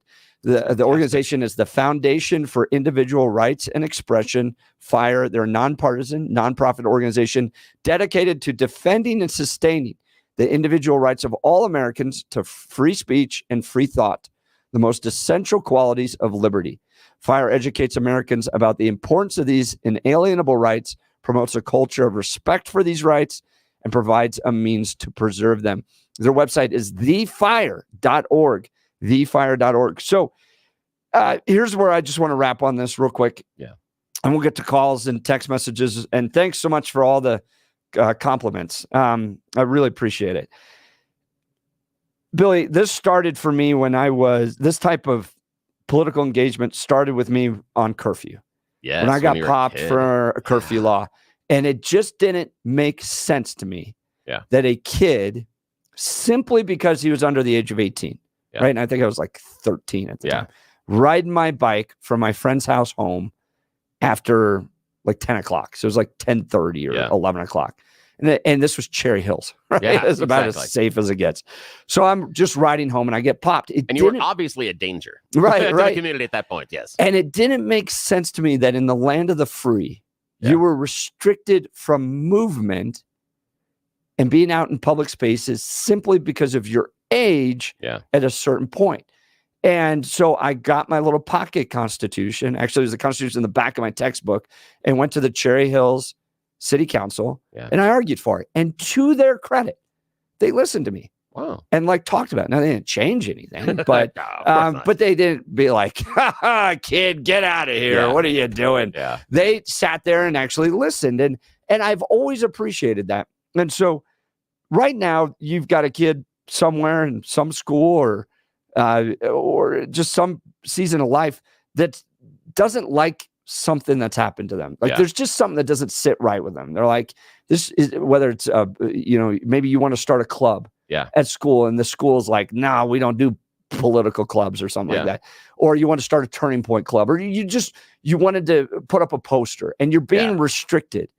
Just follow the process. Don't be disruptive. Follow the rules, but get some friends and start to look at it and ask questions. And Billy, I think you probably did this a lot as a kid too. It's why I appreciate you so much, is that you just ask questions, challenge, push back when you need to. Yeah, I got don't be thrown out of afraid to classes do for that. I did. In fact, at CCU, I was asked to not return to class for a few days because of some things that we get another day. But this is the great part, is that I can think of, I think it's between, I'd have to go back and look, 5 to 7 dress code rules they changed because of me in high school. Because of that. And Jeff went out there and did the big fight and made them change the rule on a state level. And the best part, again, if you're sitting there and you're in class or you're dealing with something where you feel like your individual freedom, your access to your speech, especially in a public venue, is being restricted, this is a wonderful example. It's not about going out and causing disruptions. We saw a video earlier on some of the TV shows about Palestinian protesters and pro-Hamas protesters disrupting a rally for Harris at an event. They came in and they were loud and they were noisy and they stopped things. And do you think they're going to change hearts and minds? Do you think their behavior, yes, they have the free speech, not necessarily to break in, but they can say that. But are they changing minds? Are they affecting the change they want? No. But what did Jeff do? Jeff was respectful, talked to the officer. He followed the rules at that moment, but understood they were incorrect, and then went and started asking questions. That's the adult behavior. And he's going to go out to DNC. He's going to be in Chicago next week, and he's going to see a whole bunch of adults acting like kids.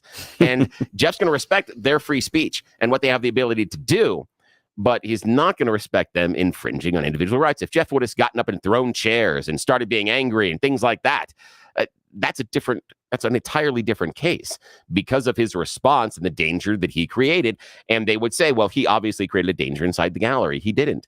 He was respectful, talked to the officer, and again, if you are in this type of situation, grab that cell phone just like he did. The video is going to be your best ally.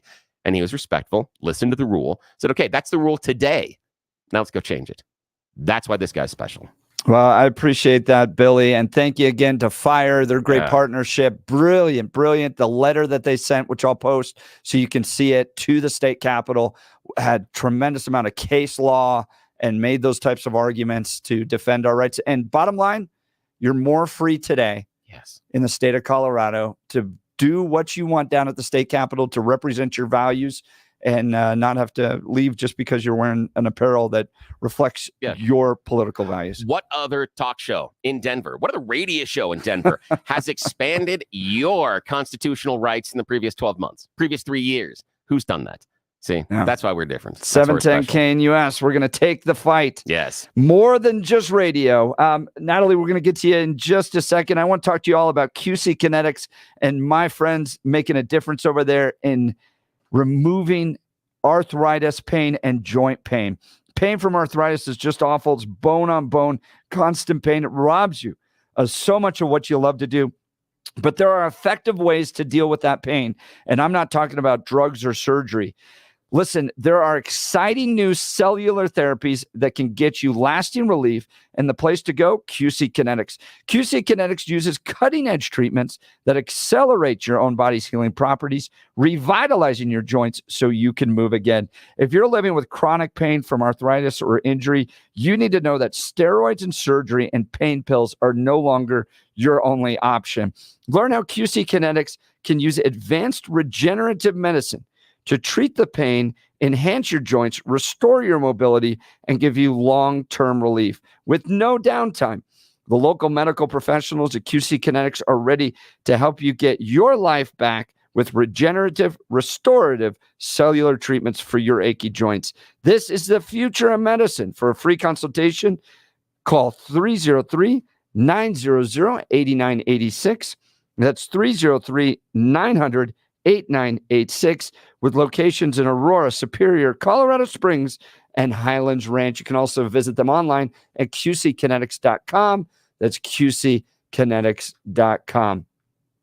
Artists texting in. I'd love to see the reaction of our founding fathers to see where America is today. I think they may be a little surprised. I think they would be as well. But the fight continues for those fundamental rights. Yeah. All right, we'll continue. Natalie, you'll be up next. You're listening to the Jeff and Bill Show. News Talk 710 KNUS.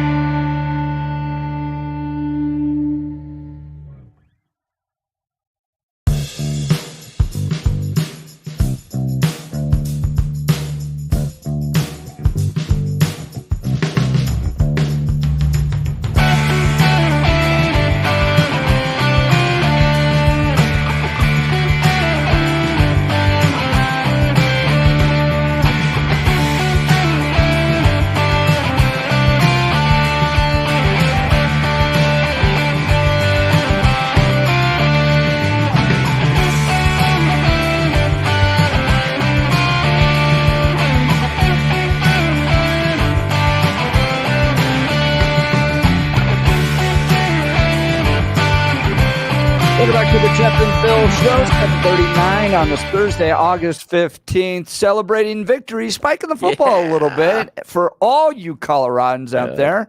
This coming from the Foundation for Individual Rights and Expression. Good friends of mine that came to my defense down at the Colorado State Capitol when I was politely escorted out for wearing a sweatshirt. You were kicked out of the gallery.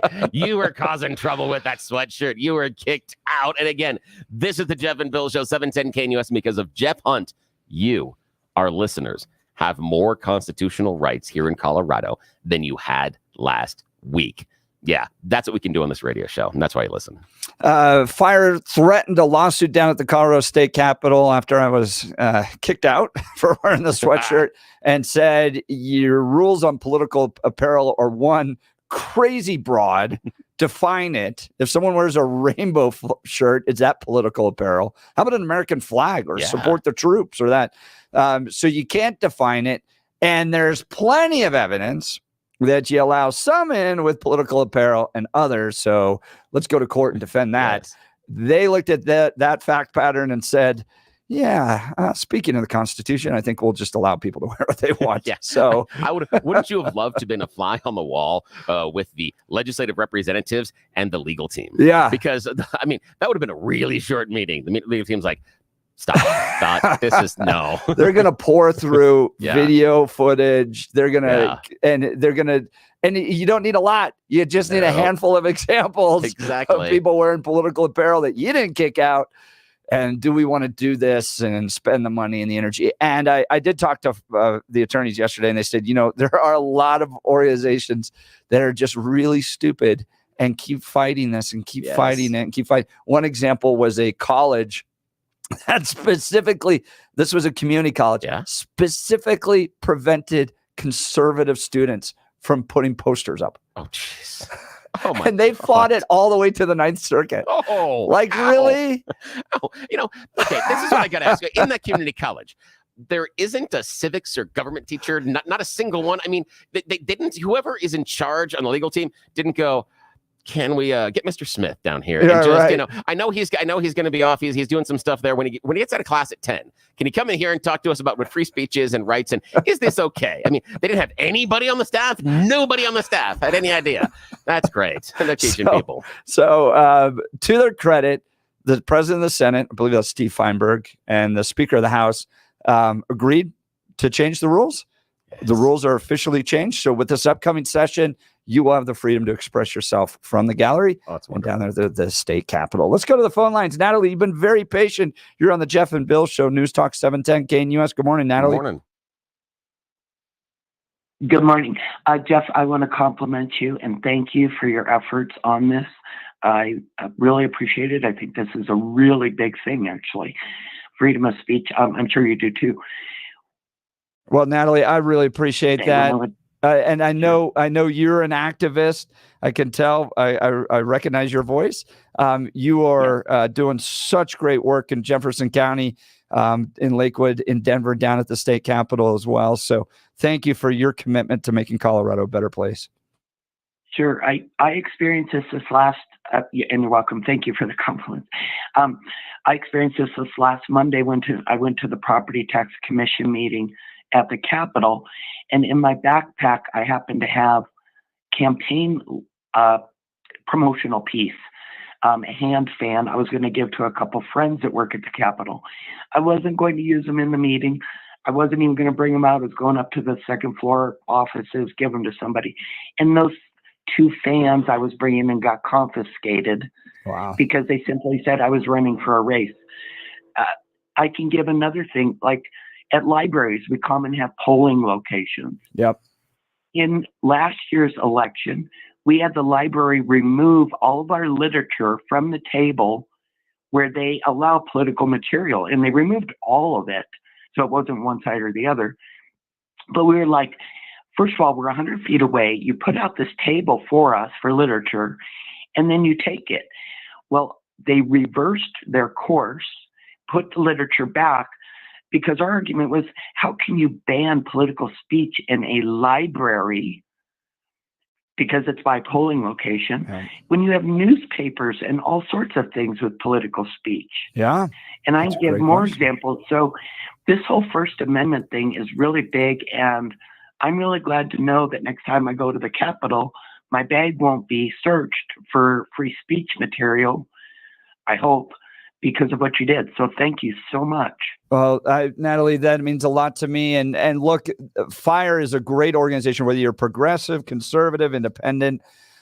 They came to my rescue because I'm not an attorney, and I just couldn't have navigated all this other than just make a little bit of stink on Twitter about it. And Dan Kaplis encouraged me to find an attorney to work with. Looked at a number of different firms, but I wanted the free speech purists.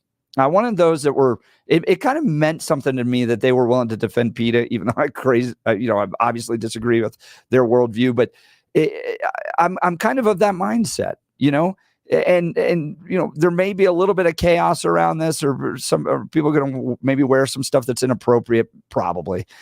We'll deal with it. But I just want to live in a country. I want to live in a state that errs on the side of freedom and isn't just randomly escorting people out simply because you have these kind of arbitrary rules. So, Natalie, I really appreciate the call. Thank you for the good work you do, and I look forward to working with you some more. That's great to hear from her. I want to talk to you about my good friend, Gay Ribble, and the Empower Home team. Look, if you're considering selling your home, go with the team that's going to not only give you top-level service, but will help you earn more from the sale of your home than any other agent. Gay Ribble has proven to get more for her sellers because they have ready buyers looking for a home in your area. They don't just make this claim. They can sit down and actually show you their list of over 14,700 buyers. This will give you an immediate advantage. Sure, you can hire any agent to sell your home, but isn't it all about how much you're going to put in your pocket after closing? The Empower Home team specializes in making sure you make the most amount of money. Guaranteed.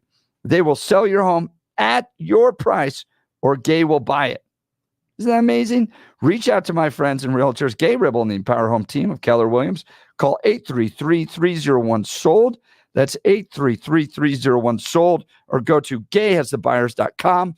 That's GAYE hasthebuyers.com. We'll continue with the Jeff and Bill Show. News Talk 710 KNUS.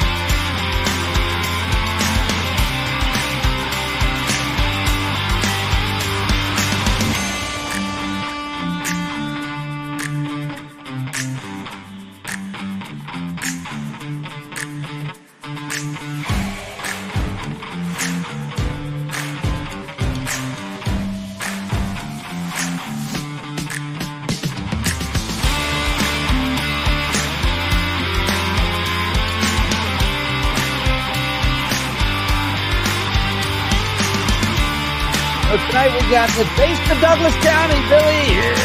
It's so hard, our jobs. We're going to have to eat food, and I don't know if they're going to have some drinks there, but the people will be there. Yes. So 710 KNUS with Mike Boyles is going to have a whole big presence at the Taste of Douglas County. Yeah. So you can come by and hang out with Billy and I. I'll bring the sweatshirt. You could put it on, take a picture with it. Sweatshirt that changed the history of Colorado. Yes, the one. You don't have to go to the CCU bookstore and get the knockoff. You can sit there and get a picture wearing the sweatshirt that changed history in Colorado. The sweatshirt that gives you more freedom of speech today than you had last week because of the fight that Jeff Hunt went through. History. A picture with Jeff. I don't have to be in it. I understand. It's okay. I'll take the picture. Me, and modeled after John Belushi. Yes. It is a beautiful sweatshirt. Come down, hang out with us. Everything kicks off at 5. We will be at the KNUS booth hanging out with Mike Boyle. He'll be wandering around doing the stuff that he does because he's a fantastic dude. But the other part is you get a chance to take a picture with history. You can wear the sweatshirt that changed the rules at our state capitol. Yes, this is that moment as an adult where you're shaving your head and you're getting a mohawk. Yes, we're taking it to the man. And come on out and see us at Taste of Douglas County. We're at the Douglas County Fairgrounds. Everything runs 5 to 7. Also, $10. We buy tickets ahead of time, $20 at the door. And lots of food, delicious food. You get to sample a bunch of wonderful restaurants around there. And if anybody is serving alcoholic beverages, Jeff and I will know exactly where they are, and we'll tell you where they are. We'll give you directions. Join us today, 5 to 8. Yeah, is that the Douglas County Fairgrounds? Yep, Douglas County Fairgrounds. Yeah, that's 500 Fairground Drive, I believe. You can throw that in the Google machine. All right, Billy. Yeah. I'm going to pivot. And this is where I'm just going to I don't think I've stretched enough. Lose my mind over this. Yeah. Yes. $155 million spent addressing homelessness in the state of Colorado. So we've solved it. Guess what happened? We solved it. We solved the problem. Everything's better. No. Headline out of the Denver Post: Homelessness grew in Denver. So we spent $150 million to get more. Do you know homeless. how much that is per person? I did the math on this. It's $140,000. What? Per person? What? That we have housed. You know, these 1,600 people or whatever. Yeah. It's about 140,000. Not like our listeners could use $140K. That wouldn't have helped them afford a house. No, that wouldn't have helped them with their bills. 140,000. We can only reduce costs for other stuff. And about a quarter have gotten out of homelessness. Winning? Well, I this? went and looked at this. Man. What's the success rate of the Denver Rescue Mission and getting people into housing? Ooh, good question. Ooh, we have to talk about that. We're definitely going to get into the next hour. So the city of Denver spending all this money, going after to help people experiencing homelessness, and it's gone up. So is this the result of good policies? So they're actually serving the homeless and the word's getting out and people are like, I'm into Denver. Yeah, absolutely. That seems to be like a good place to be if you're going to be homeless. Yeah. Give me Probably stuff. different than Omaha. Yeah. So is that the result of it? Or is this just a total another debacle put together by progressives down in the city of Denver that has just resulted in a huge waste of money? I mean, they're going to ask to put a sales tax on everything because they need another $100 million because they're running out of money to do their basic services. Is Mike Johnston a failure? Or is this actually an indication of success? We're going to get to this and more in the next hour. You're definitely not going to want to miss this conversation because I'm going to get really fired up on it, Billy.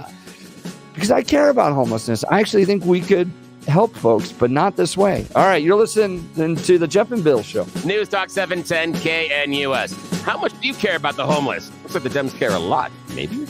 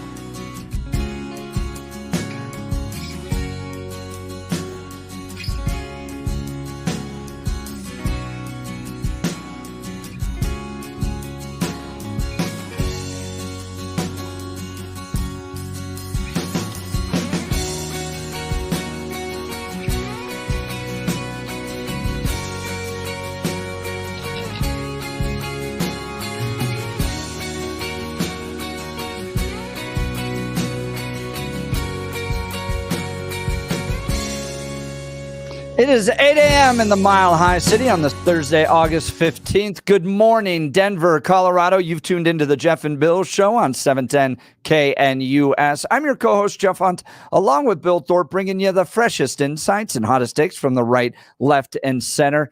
Hey, you woke up in America. It's a beautiful day in the greatest country in history. Let's get after it. And we're gearing up for a whole nother hour of engaging discussions, a critical analysis, and most importantly, your calls and texts, because this is where Denver's voice is heard loud and clear. So grab a cup of coffee, Denver, and let's dive into the issues that matter most to you right here, right now. Headline coming from the Denver Post yesterday: homelessness grew in Denver. Wait, what? That's not supposed to happen. I thought we had a plan. I thought there was a man that stood out there and he told us he was going to put the people in the houses, and that's why we had the money, and we closed it didn't work. It didn't. We didn't care enough. We didn't care hard enough. Was it hugs that we were missing? What was it? I'm so Bill, confused. you and I are old enough to remember when Johnny Hickenlooper was going to solve homelessness in a decade. Yes, the road home. Yeah, that somehow we got lost. Do people get away with this? Yeah.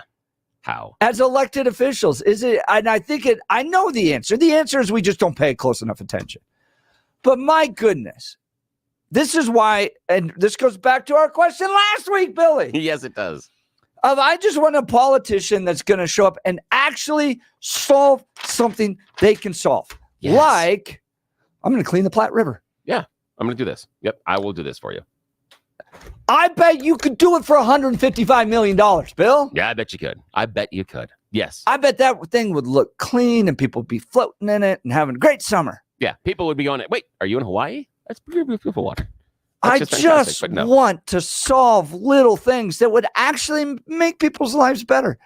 $155 million spent to deal with homelessness, and the headline from the Denver Post: homelessness grew in Denver. New count shows, but more people are sleeping inside under Mike Johnston's new initiative. So this is what we're going to cover in the hour, and I've got a lot to say about it because this article from the Denver Post is just amazing. Okay, let's just first start with the news with Blake Olson. Good morning, Blake. Hey, good morning, Jeff. Hey, thanks a lot for what you did, and I love that sweatshirt and that font. That font style, man, that is sweet. That John Belushi, there's a whole lot there.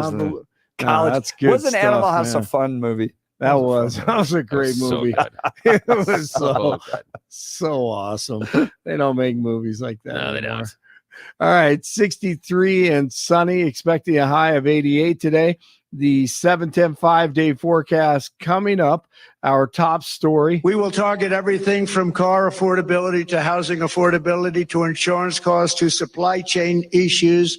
We have the worst supply chain we've ever had in the history of the country. Former President Trump in North Carolina Wednesday making a few adjustments to his speech and hitting the nail on the head. Kamala Harris wants to be in charge of the entire U.S. economy, but neither she nor her running mate is the beauty, isn't he?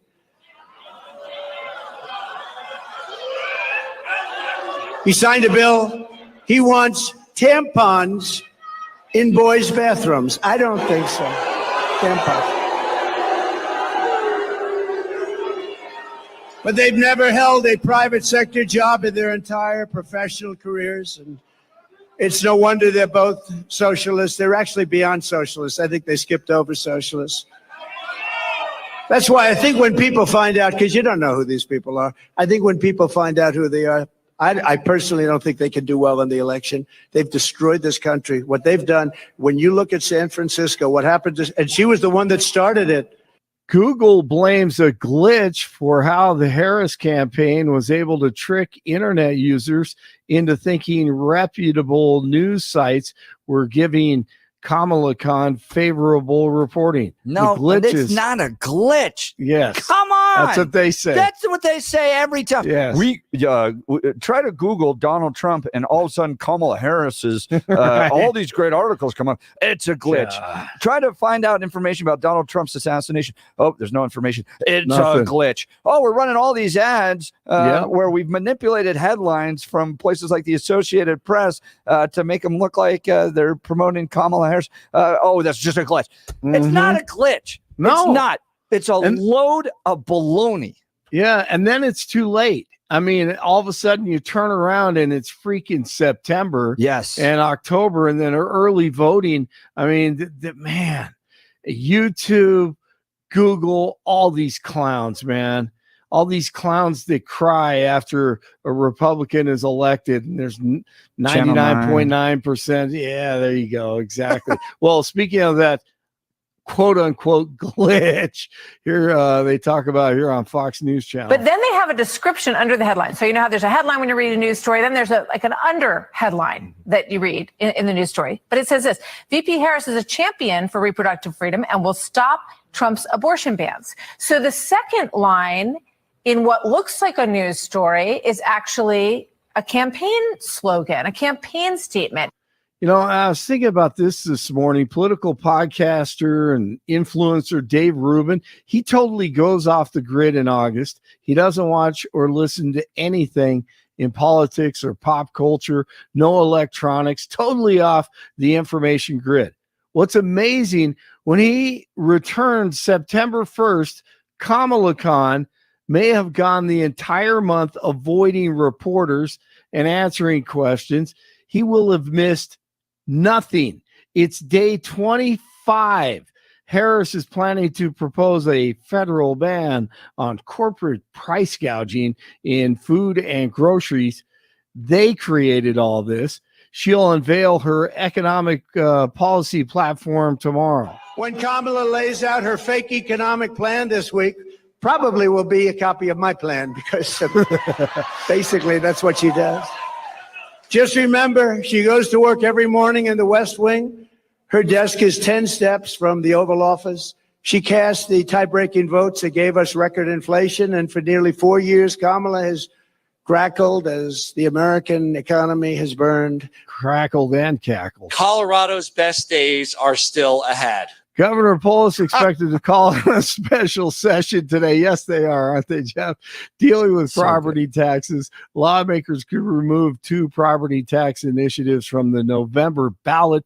Prop 50 would cap annual property tax revenue growth at 4%, while Prop 108 would reduce Colorado's property tax rate. Some lawmakers are concerned that if the measures passed, the state would have to cover a large expense or large expenses for local government.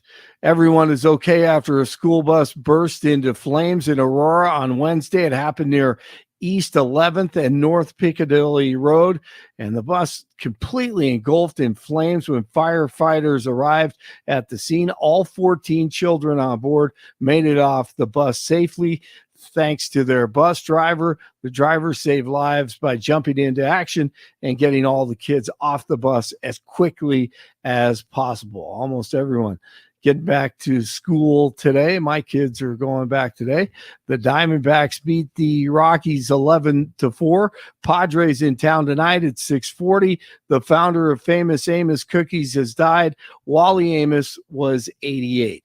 58 in Castle Rock, 61 in Arvada, and 63 in Denver. Jeff and Billy continue. It's Thursday. Blake Olson, News Talk 710 KNUS. Sunshine for much of the day across the Denver Metro with added cloud cover late this afternoon and early tonight. Still going to run the slight chance for some showers and thunder towards evening.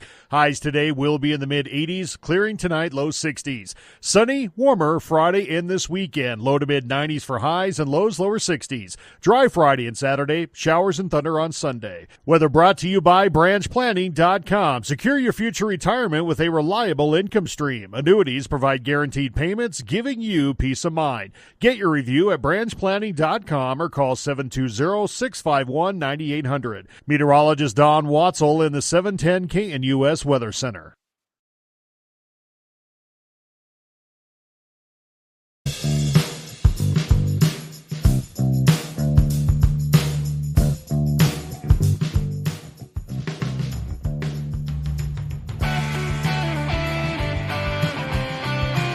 All right, so this is classic, Billy. So the headline yesterday is homelessness grew in Denver. New count shows. Yeah. Okay, so homeless grew in Metro Denver in the region's annual point in time count released Wednesday. And then Mike Johnston comes out with a press release. And I can only imagine because I've worked in political offices. Yes. Because this is his legacy, man. This is the big thing. Like out of that, I would say that and illegal immigrants are the big things that he's going to be remembered for. That was the big thing that he said during the campaign, that he was going to have a plan and we were going to transition people into out of homelessness into housing, and they were going to become productive citizens in the community. And that was what we were sold. Yeah. And he said, he had a plan. Good thing. Yeah. That's what we want. And he said then, oh, wait, it's going to cost more. Oh, sorry, it's going to cost more. Wait. It's going to cost even more. So how do we do since we spent all that money? How do we do with this? So not great, but he runs out with this headline, and the headline is not wrong. It's just classic political effort to rebuff bad news. Okay. So it's like finding some element of positivity in it and leading with that headline. So Mayor Johnston. It's like after the Titanic. Well, not everybody drowned. Right, exactly. Yes, exactly. Yeah. That's exactly the headline they did. That's the press conference. No, they're not all dead. Oh, yes. Mayor Johnston delivers largest reduction in unsheltered homelessness on record. Which is a little confusing, and it's largest reduction in unsheltered homelessness on record.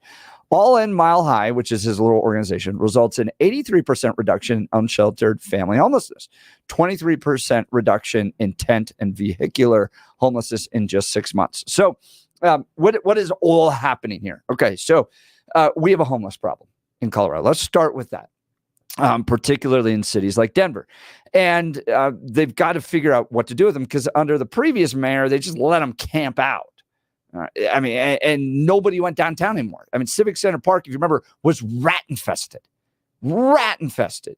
because of these homeless encampments that were taking place there. So Mike Johnston has essentially come up with a plan. It's called the All In Mile High plan. And it essentially puts people in homes, government funded homes. And you end up with social workers that try to help you get into what's called permanent housing. Okay, that's the goal, is they're trying to get to permanent housing for these folks. And by some metrics, it's working. They've got, out of about 1,600, 583 people have moved into permanent housing. So you're looking at, what was that, about a third? About a third of people into permanent housing. Now, I studied this in grad school because I care about the homeless. It's part of being a Christian, right? It is, if you're a follower of Jesus, you need to care about the homeless. It's just comes with the faith. So I studied this, volunteered down at the at a homeless shelter in Los Angeles called Path, which, I mean, this thing was amazing. You could walk in and get a new suit, or a new suit for you, but a suit to go to do interviews in that was a hand-me-down suit. You could get a haircut. You could use computers there. You could get a food there. They provided everything for you to get off your feet. Because, Billy, this is where we went with homelessness, okay? There's been a transition over time. If it was 1950s and 60s, it was called a hot and a cot. It was a hot shower, hot meal, and a place to sleep, because it was seen as very temporary. Like you lost your job. Yep, exactly. So we're going to provide temporary, kind of like what the Denver Rescue Mission is. Yep, exactly. But over and Step Denver. Time, Step Denver. Over time, we've gone into a place of providing more and more and more and more services. And then when you combine that with the fact that we closed down a lot of mental institutions in the 80s and 90s, you're now dealing with a big mental health problem on the streets. Drug addiction on the streets. If you remember, Mike Kaufman went and spent time living as a homeless person. He came back and saying, we're essentially all drug addicted. And we have these big mental health problems. And he also said that some of the biggest reason that these people that were either drug addicted or had mental illnesses were staying on the street is because of our kindness, because we were supporting Keep giving them too much. We'd give them all the money. We'd show up and give them food in the morning, give food at the night. I mean, Mayor Kaufman said he ate better on the street than he did inside the shelters. Wow. That's scary. The fact that, what's the motivation? What could possibly be the motivation for someone to get off the street if I'm going to have people deliver better food to me? I can keep doing the drugs. I can keep drinking as much as I want, and I don't have to fix the head. Why would I ever make the choice to go to the shelter? Ever? And now you have government coming in and providing that housing for you. So now you've got a place to live. So let's get to the total numbers here. We got to find this. Homeless Initiative and Partners counted 9,977 people either staying in different types of shelter or living unsheltered in cars, tents, or places considered not fit for human habitation. What that means is that when you're trying to measure the homeless, it's hard to measure people that don't live somewhere, right? And they're constantly moving. So they do these count nights, and they do them about every 6 months. And they come in and they say, all right, this is the night we're all going to go out and we're going to count as many people as we can. That's going to be the number we use for the homeless. Okay, so they go out there and count everybody last night. In the city of Denver, they found 6,539,000 people. Okay, 6,539,000 people. Am I saying that right? 6,539. Okay. Yeah. All right. That's the amount of people that they found living on the street in the count that took place recently. Now, Mike Johnston has housed about 1,600 people. Okay, so this is what I want to kind of judge him on. Okay, he's 6,539. He's got 1,600 indoors from unsheltered homelessness. So those are people that are not living in tents. Out of that 1,600, 583 people have moved into permanent housing. Okay, but Bill, when it comes to actually solving homelessness, this is, from my perspective, a Band-Aid on a gushing wound that isn't actually going to solve it. No. Okay, because when you want to get to the root problem, you've got to go so far upstream in somebody's life to try to fix things that just kind of temporary housing isn't going to achieve it. And I'll explain why. Yeah, please. Bill, you and I have what's called high social capital. We may not be wealthy men. Yeah. No, not at all. We don't have top hats and canes and all that other stuff. Yeah, I need a monocle. But I would say you and I are very rich when it comes to social capital. Yeah. Which means if I faced a problem, if I lost my job here, you lost your job, we faced financial hardship, and it got so bad, Bill, that we had to move out of our house. Yeah. I could probably count 100 people. Yeah. That would go, we got a basement, Hunt family, you can stay there until you figure it out. Yeah. Okay. So most people have deep social networks, whether it's friendships, family, networks, coworkers that they've worked with before, that will come to their aid. When somebody gets to a point where they're living in a tent, they have burned through so much social capital that nobody will take them in, or they don't want to live with other people, right? They're choosing that lifestyle. So you're dealing with big social problems, personality problems, drug addiction, right? Like you reach a point where you have a family member that's so drug addicted, they're stealing from you constantly, all that stuff. You're not going to let them live with you, right? You got to get them out of the house. They're a danger. Here's an excellent example. Friend of the show, Vincent Turnbull at Step Denver, the guy that manages the vehicle donations and stuff like that. Been on the show a couple of times. Vincent tells the story of when he had that moment of hitting rock bottom. He's like, I got to fix this. I'm not doing this homeless thing and getting on the streets and getting the drugs and doing what I have to do that every single day. He said, that's it. I'm done. He went to his mom's house and said, hi, Mom, I'm done doing this. I'm going to get help. His sister was in the other room calling the police because of the social capital that he had already burnt through with the family. They were worried. He'd already stolen things. He'd already done things that hurt the relationship. He wasn't, they couldn't in good conscience bring him into the house and take care of him. He needed help. So while he was there, and he said this is the most amazing thing, is while he's there telling Mom, yes, I'm going to get help, they had him arrested. Calling the police. They had him arrested. And he got out and he did. And he went to Step Denver, and he is now an incredible individual and a human. But that's an example. he had gone so far and burnt the social capital that even when he's there on mom's doorstep saying, I am going to do this, they still called the police because of what he'd done in the past. Yep. That's exactly what you're talking So about. what you're dealing with is a soul problem. It's a soul problem. You're not going to fix this by just giving them temporary housing. Is it nice that they're off the streets? Absolutely. Yes. And we have emergency shelters like that all over the city, especially bad weather. I do not want people freezing to death in the street. I'm glad that we have those types of services. But a $155 million system, and I redid my math on this, it's about 90,000. Spending about 90,000 per person to give them temporary housing with the effort that somehow they're going to move into permanent housing. You got to address the soul issue. Yeah. And you often have years of these problems, right? This is why the faith component that Step Denver brings in, Denver Rescue Mission brings in, Catholic Charities brings in to address those, to go up to it. Years upstream to try to work on that stuff so you can build friendships again. You can get a steady job. You can show up on time. You can start to build that foundation again to do a successful life. Is not going to come from a $155 million temporary housing initiative.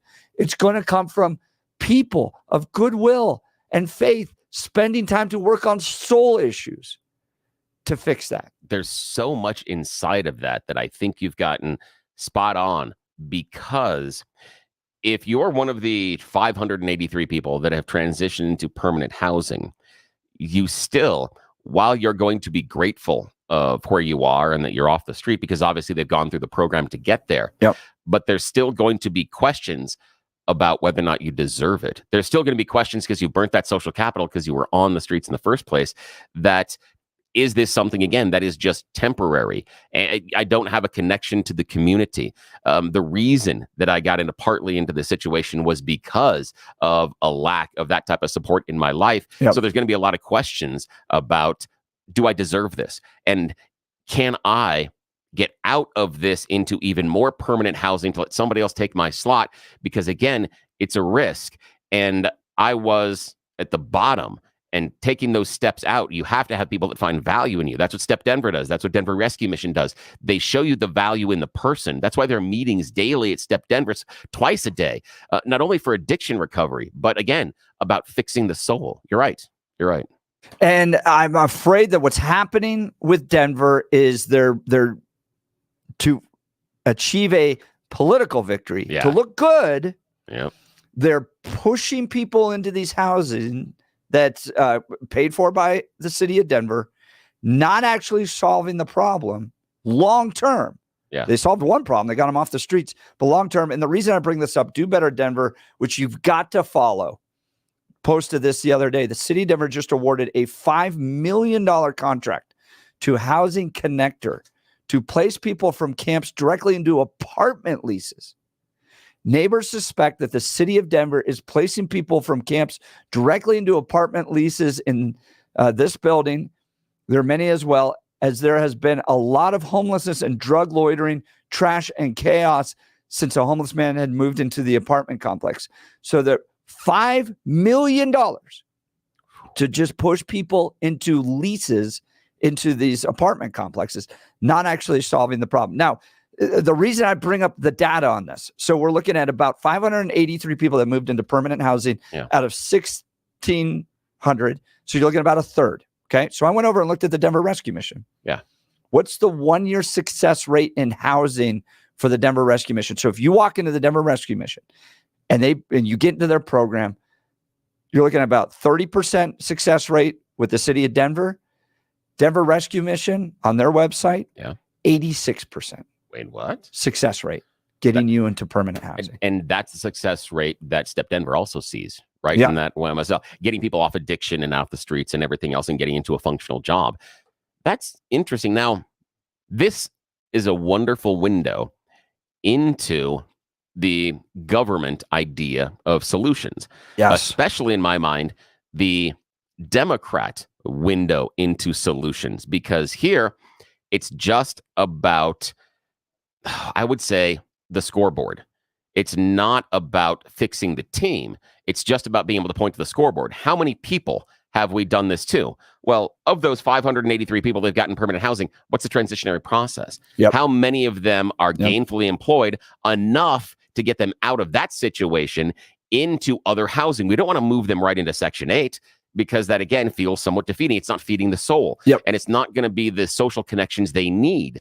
And also, we have this company that's going to be paid $5 million to write leases for these people. Now, that means you and I, the taxpayer, are on the hook for that funding. But more importantly, according to what we're reading, that homeless person isn't. And there is that idea of having some skin in the game. I'm not talking about them having to pay their way 100%, but there's something that makes you feel better about the basic earning of money and then the spending to keep yourself fed, safe. I've got a daughter that is just starting her first job out of high school today. She's going to be working in a school district. She's going to be a paraprofessional at an elementary school. Now, she is so looking forward to the idea of, hey, what she's telling us about the fact that now that I've had this money, I don't have to come and ask you, hey, can I go get this for my nails? Can I go do this? That she is going to become more self-sufficient. Right. And when you talk about feeding the soul, that's feeding the soul. The idea that you have the ability to go out there and provide for yourself. And if we give these people in these situations just a little bit of that, I'm not talking about having them pay all their rent. I'm happy to subsidize part of it. I know it's difficult and painful, but to help them feel those steps forward to gain that. Look, when I do the work, I get the result on the other end. You can't teach the kids in class to get an A when you just give them an A without giving them the homework and the test. You can't do it. And I don't see the homework and I don't see the test happening in Denver. All we're doing is handing out damn participation medals and saying, you're trying so hard. Nice job. Next. That's it. You're 6,500 people on the streets, and we've gotten 500 plus, almost 6, into permanent housing. That's a failure. If you're working a factory line, you produce 6,500 of something, and 600 of those things are good, you suck. You suck. You can't make a thing. You're a chef. You're a chef in that restaurant, and you're putting food out. 6,500 dishes, and only 600 of them come back, and all the rest of them, 600 of them are eaten. The rest of them come back to you. They're rejected. You didn't do a good enough job. You suck. Get out. Do something else. So this is an awful track record. I appreciate the passion. You're right on it. And now the solution that the Denver Post gets to, and Mike Johnston, is we need affordable housing. And the reason and the way we get to affordable housing, more free stuff, is through a tax. That is the $100 million tax they want. So the article finishes this way with the idea that you're going to pay $100 million tax. But here's what Mike Johnston cannot say as a mayor, right? Chief executive of the city of Denver. He cannot say there are fewer homeless and that the citizens of the city of Denver have more money in their pockets. He cannot say that. In fact, he has to say the exact opposite of it, which is that there are more homeless. And in order to address the fact that we have more homeless, we need to raise taxes so you, the residents of Denver, have less money in your wallet. Mike Johnson, I'm going to say this again, because if you're the leader of a city and you cannot say that as a result of my work, there are fewer homeless and more money in the pockets of my citizens, you have to say the exact opposite. Yeah. That there is more homeless and there is fewer dollars in the pockets of the citizens of Denver as a result of my leadership of the city of Denver. If that's where we are, in spite of all the little headlines you put out, Mayor, you need to do some soul searching and figure it out. Amen. The thing that I've got is the idea that Mike Johnston says, well, solution here is we need affordable housing. Really? You just figured that out? Where the hell have you been in the last 10 years? Where were you the last year? Affordable. Thank you so much, genius. It's like the kid in the back of the class all of a sudden wakes up halfway through the lecture and goes, hey, and raises his hand. How about affordable housing? And we covered that, genius. Go back to sleep. Shut up. Really. Affordable. That great. A star for you. Put a gold star on your chest today because you figured out it's affordable housing like the rest of us haven't been struggling with that. The rest of us haven't been worried about how we're going to pay rent. Welcome to the party. It'd be nice to live in your world where you don't have to worry about rent for a while, where your bills aren't worrisome, where if you need more money for your programs, you just take more out of my pocket, Jeff's pocket, and our listeners' pocket. That would be nice. I'd love to have that solution, but no. And then when you do have a solution, you end up with more of the stuff you were trying to fix. As a car mechanic, you would suck. I'm not talking about you personally. I'm talking about your performance.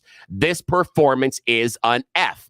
How dare you spend $100 million plus and tell us you're going to get people off the street and you got 500 plus, probably 600. I'll give you 600.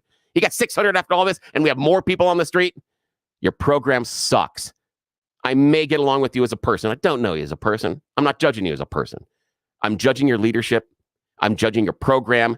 I'm judging how you spend our money. You suck. Billy, you are fired up today. Well, mad. A little too much coffee. Feel free to give us a call. What do you think of this plan? What do you do with the homeless? What would your plan be? I'll tell you what my plan is when we come back, but I want to tell you first about Advanced Hair Restoration. You know the Jeff and Bill Show, top-rated talk radio show by Westward Magazine. Advanced Hair Restoration is the top hair restoration company by Westward as well. Everyone always asks, what makes Advanced Hair Restoration different? Allow me to share along with some details and get this on their once-a-year summer savings event. First off, Advanced Hair stands by the results, and their before and afters are second to none. With Advanced Hair, your own natural hair is guaranteed to grow. Secondly, Advanced Hair combines top-rated physicians with modern technology, creating a concierge quality experience that's hard to find elsewhere. And lastly, Advanced Hair's Advanced FUE begins regrowing your own natural hair the very next day. It's quick, it's simple, and it's easy. Now, if you have a flexible schedule this summer and you've been waiting for that special savings opportunity, it's here. Advanced Hair Summer Savings Event will get you the most hair for your dollar. It's their best offer ever. For details and to schedule your free consultation, call 720-459-HAIR. That's 720-459-HAIR. One-day treatment, life-changing results. Your new hair is guaranteed to grow. Before and afters can be seen at advancedhair.com. That's advancedhair.com. We'll continue with your calls and texts. Headline coming out of the Denver Post yesterday. Homelessness grew in Denver this last year. But Mayor Mike Johnston saying we've gotten more out of the street and into temporary housing and at least 600 into permanent housing. But is it worth the $155 million being spent on this? What is your solution to deal with the homelessness in the state of Colorado? I'll tell you mine next. You're listening to the Jeff and Bill Show. News Talk 710 KNUS. Someone look at Mayor Johnson. He's asleep in the back of the class.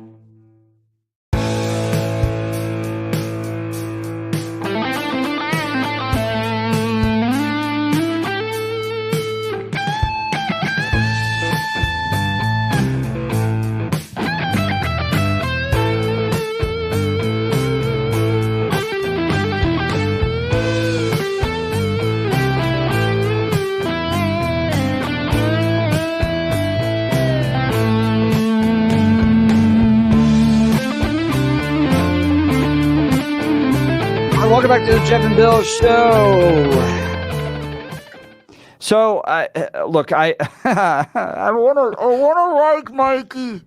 So I really want to like Mikey Johnston. Find a happy place. Find a happy place. He's like, I really do. Deep breath. Yes. So, and I watched his State of the City video, which I watched his speech, which was about 2 weeks ago, and then he did a video, and the guy wants to be the governor and then senator. Like, we're on the John Hickenlooper pathway. Okay, John never solved homelessness. He tried to. He never did.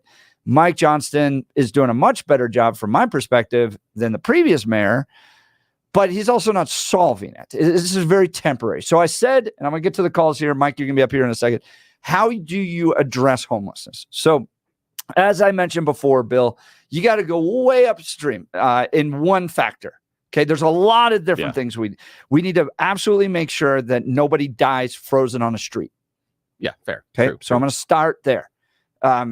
But we as a culture have got to go way back upstream, because if you grow up in a house with a mom and a dad in a committed monogamous relationship, in a marriage, and they're caring for you, they're providing for you, the percentage of people that come into homelessness from that is so tiny compared to broken Familyville. Oh, absolutely. Where you have divorce, you have abuse, you have substance abuse, all that. That's much more. You're much more likely to come out into homelessness out of that community than you are if you come to a stable family. So I know us social conservatives, our issues are always big distractions from the other issues, like cutting taxes and economic freedom and all that. Yeah. Look, you're never going to get to healthy society without healthy families. You've got to have that.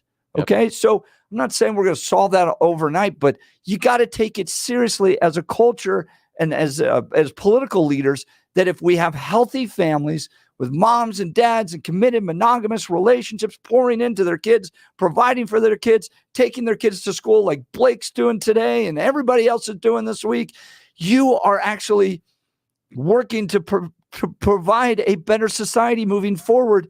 When the government has to step in the way that Mike Johnston's initiatives are, that's a failure of the family structure more often than not. Okay, so we got to go up there and make sure we're promoting healthy families. We got to start with emergency services and make sure that they're always protected. But at the end of the day, the people that are actually solving homelessness are groups like Step Denver, Denver Rescue Mission, and Catholic Charities. Yes, they're the ones that have the track record. And the evidence shows that. Yep. And when Denver was setting up their plan, they didn't ask. They didn't look at what they were doing in the process. They figured they had a better idea. And I like where you're going with the idea of the solid families. Caller Tracy, he couldn't hang with us, but said what we're talking about is going back to things like the Beatitudes, going back to how you create this healthy community. And you're absolutely right about two-parent families, because it is incredibly difficult on a single parent, not only just financially, but it's also emotionally difficult, because when you're in that two-parent family, when you're in that two-parent relationship and dealing with the kids, you have a partner. You have someone that you can have a sounding board, someone that all single parents have, and even parents that, the spouse has left for like the weekend or something because they got a business trip, and you've had that moment with the kids, stress. Like, will you just, you get to that point where you need a break. And my wife and I oftentimes would just like, your turn. Yeah. And you know that, especially with young ones, it is so stressful and incredibly hard. When you're trying to do it on your own, that's another layer of stress. And when you can turn to your partner and say, hey, I'm having a hard day. You have someone to sound off of, and it's okay. Unfortunately, sometimes in those single family households, the child becomes the emotional support. The adult turns to the child and has conversations with them simply because they're the other person in the family, but they don't need to. You shouldn't be talking to a 12 or 13-year-old about the strains in the budget. You shouldn't be talking about some of the strains you're having at work. You can share those things with them, but that's something that happens in a two-person committed relationship. And the child feels more supported because of the love that is surrounding them. It's not a detriment if it's single. There's so many single parents out there that have done amazing work, but every single parent has had a moment where this would be easier and better if I had that partner. Yeah, you don't have that's to right. force the partner on them, but it would have. There are those moments that the kid is acting out, or I've had a horrible day and I can't deal with this, or I just need a break so I can decompress. But single parents aren't allowed that, and it's so much harder. You're right about the two-parent thing. So some researchers went out and looked at what are three things. What are three things you could do to almost guarantee you will not end up in poverty or homeless? I'll be born as a Hilton. Yeah, right. Yeah, right. That really helps. That helps too. Yep. Yes, it does. Okay. This is called the success sequence. If you do these three things, this comes from the Brookings Institute, which is not really, this is not a big conservative think tank or anything. This is kind of middle of the road. You do these three things, you're almost guaranteed not to end up in poverty. Okay. All right. One, graduate from high school. Oh, yeah. Yep. Okay. You got to get that done. Yep. Maintain a full-time job, or at least have a partner who does that. Yep. Okay. Have that. And then have children while married after the age of 21. Yeah. If you choose to become parents.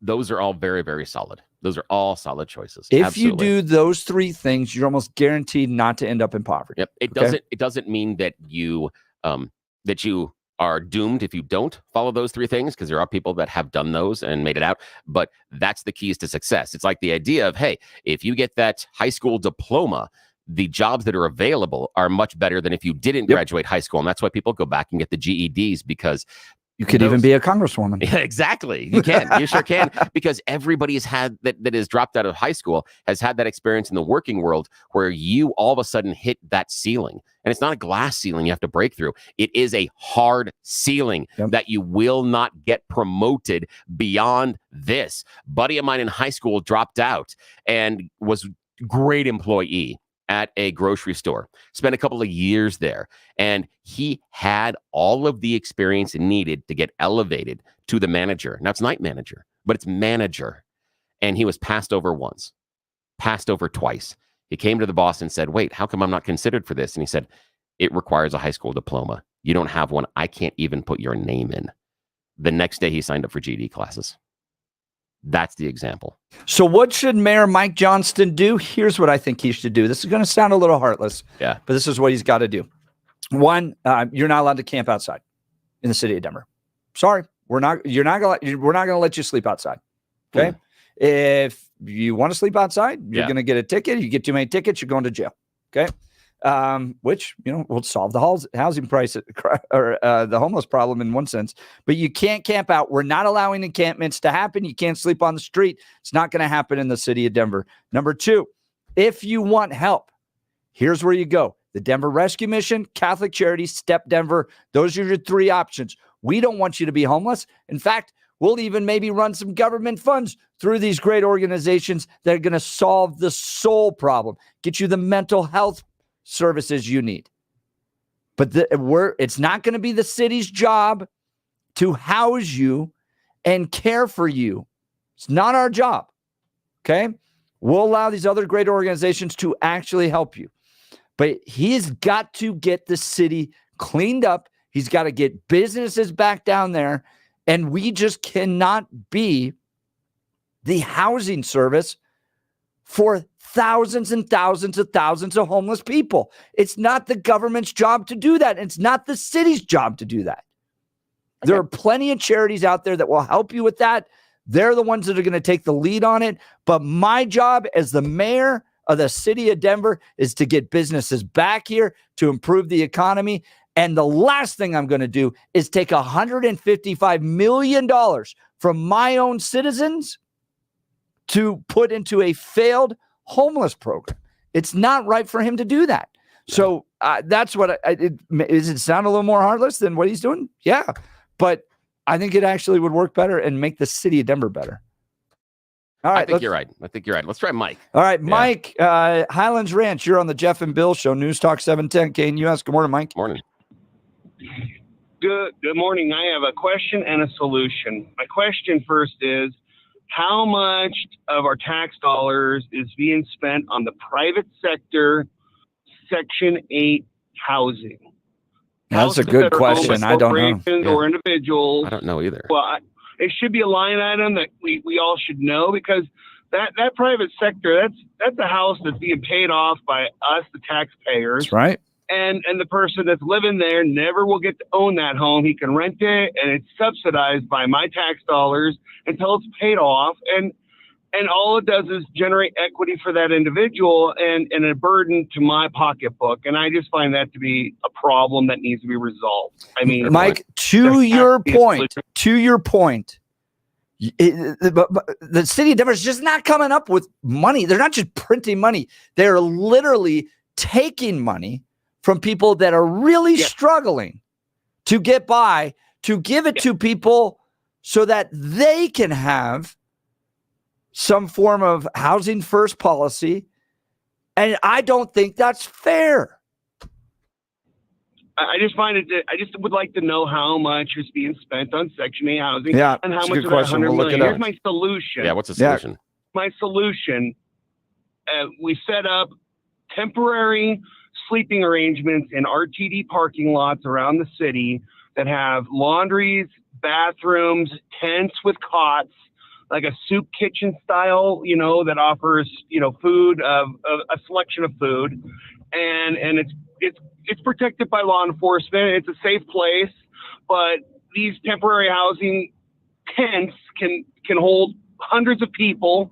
They can use the RTD system to get to jobs that they may find that better their lives. But we need to force them out of sleeping on the streets and trashing our intersections with handouts and begging, and it's just a disaster. There's no right to do that in the city of Denver. I don't know why we tolerate it, Mike. I really appreciate the call. These camps. We're just wait. Real quick.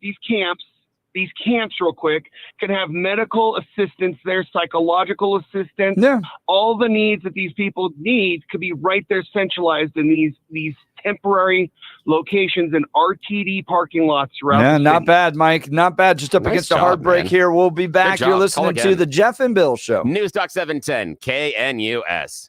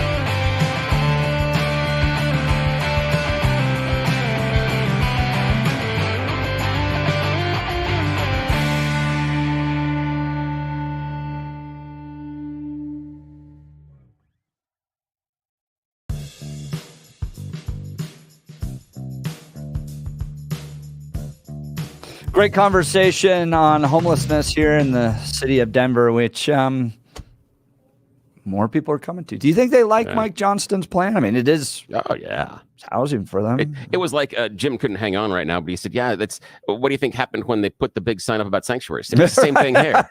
Same thing. Exactly right. And as friend of the show that will remain anonymous said, the Housing First programs are the Colorado Rockies of homeless programs. Yes, sir, you're right. Breaking news on Matthew Perry. You're listening to the Jeff and Bill Show. News Talk 710 KNUS.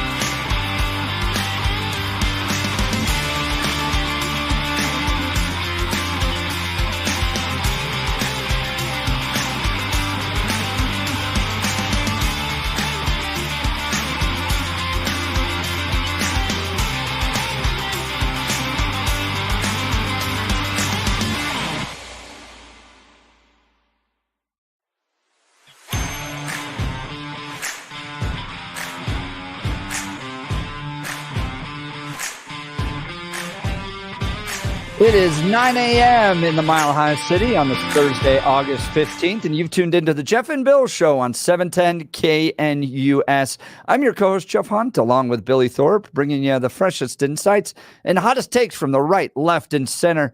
It's a beautiful day in the greatest country in history, and we're gearing up for a whole nother hour of engaging discussions, critical analysis, and most importantly, your calls and texts, because this is where Denver's voice is heard loud and clear. So let's add another cup of coffee to your morning, Denver, and dive into the issues that matter most to you right here, right now. Phone lines are open. Give us a call, 303-696-1971. That's 303-696-1971, or text us. Can I say on the 710 KNUS app if we fix that? No, not yet. We still got a number. We got a number. What thing is you have the to do. I don't know. It's not 911. I had it written down somewhere. I don't know where it was. Oh, Kelly's going to be so mad at us. He's going to be so mad. 720-892. 720-892-6757. 720-892-6757. If you'd like to join the conversation, we'd love to have you. Let's check in on the news with Blake Olson. Good morning, Blake.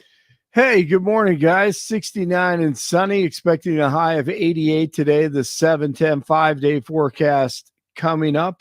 Our top story, well-known anti-violence advocate in Denver, Lumumba Sayers Sr., was formally charged with first-degree murder on Thursday. The 17th Judicial District Attorney's Office announced the filing of charges against Sayers Sr. for his alleged role in the death of Malcolm Watson at a child's birthday party in Commerce City. It happened at Pioneer Park on August 10th.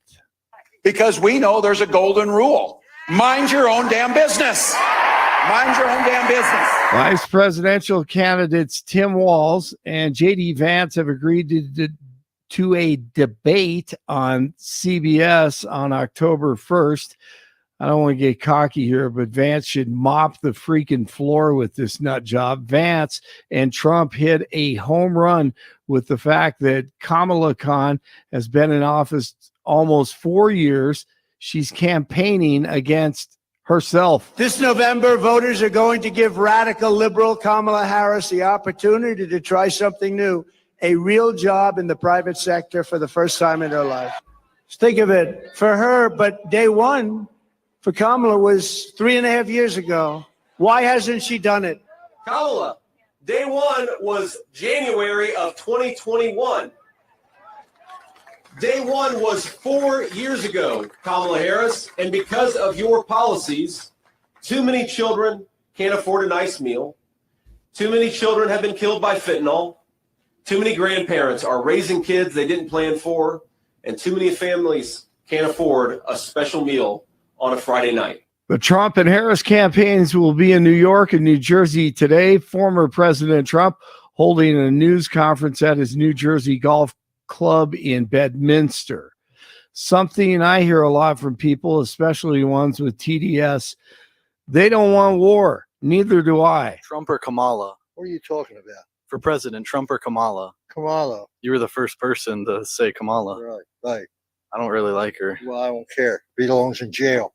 But the thing is, we have wars around the world now when Democrats are in office. No more wars, no more disruptions. We will have prosperity and we will have peace.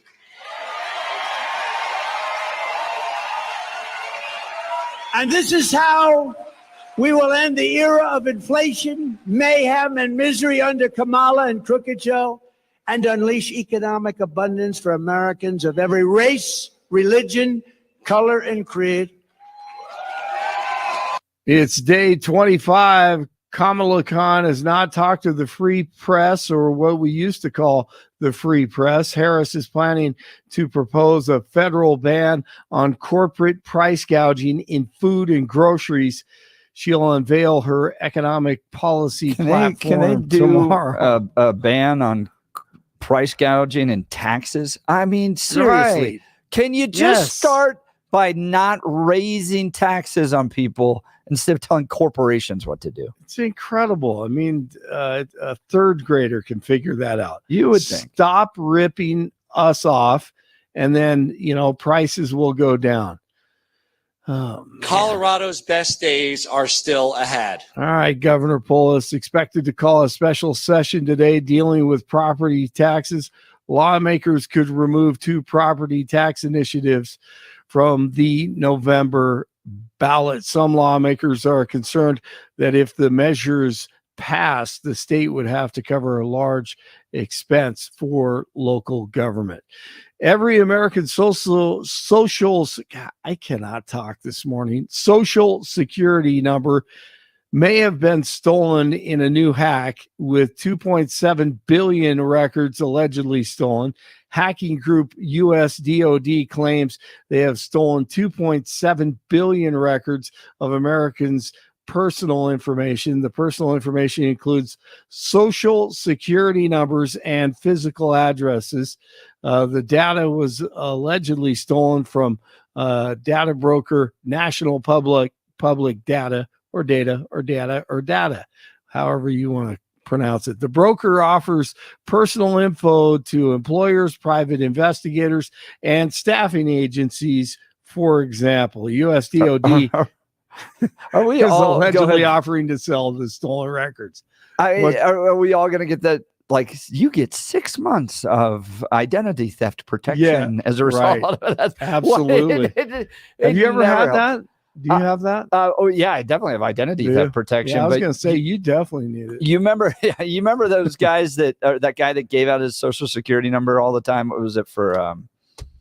He put it on like billboards. Oh yeah, because he was an identity theft protection organization, and he was so confident in his product, and then he ended up having his identity stolen as a result of it. So we're now all that guy, Blake. We all got our social security numbers out on billboards and sides of buses now, thanks to the incompetence of these companies. Shit. They know freaking everything about us. The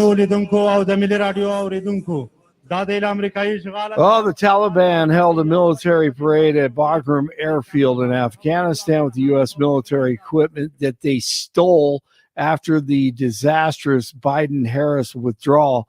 That needs to be brought up as well. The Taliban was celebrating the 3rd anniversary of taking over the former U.S. Air Base as they trolled the U.S. with some of the $85 billion in military equipment. Once again, here they are. That doesn't make you angry. I don't know what will. It's the Ilhan Omar victory rally. That's right. There you go. Get out the bongos and the protest drones. By the way, I have something for you as you get ready for Chicago tomorrow. I'll bring that to you, a little protester preparation. I'll give that since tomorrow is Friday and you're getting ready to go to Windy City. All right, Diamondbacks beat the Rockies 11-4. If you want to watch baseball today, the Padres in town at Coors at 6:40 first pitch. 68 in Lakewood, 70 in Aurora, 69 in Denver. Jeff and Bill continue on the Power Hour. Blake Olson, News Talk 710 KNUS. Sunshine for much of the day across the Denver metro with added cloud cover late this afternoon and early tonight. Still going to run the slight chance for some showers and thunder towards evening. Highs today will be in the mid-80s, clearing tonight, low 60s. Sunny, warmer Friday and this weekend. Low to mid-90s for highs and lows, lower 60s. Dry Friday and Saturday, showers and thunder on Sunday. Weather brought to you by branchplanning.com. Secure your future retirement with a reliable income stream. Annuities provide guaranteed payments, giving you peace of mind. Get your review at branchplanning.com or call 720-651-9800. Meteorologist Don Watzel in the 710 KNUS Weather Center.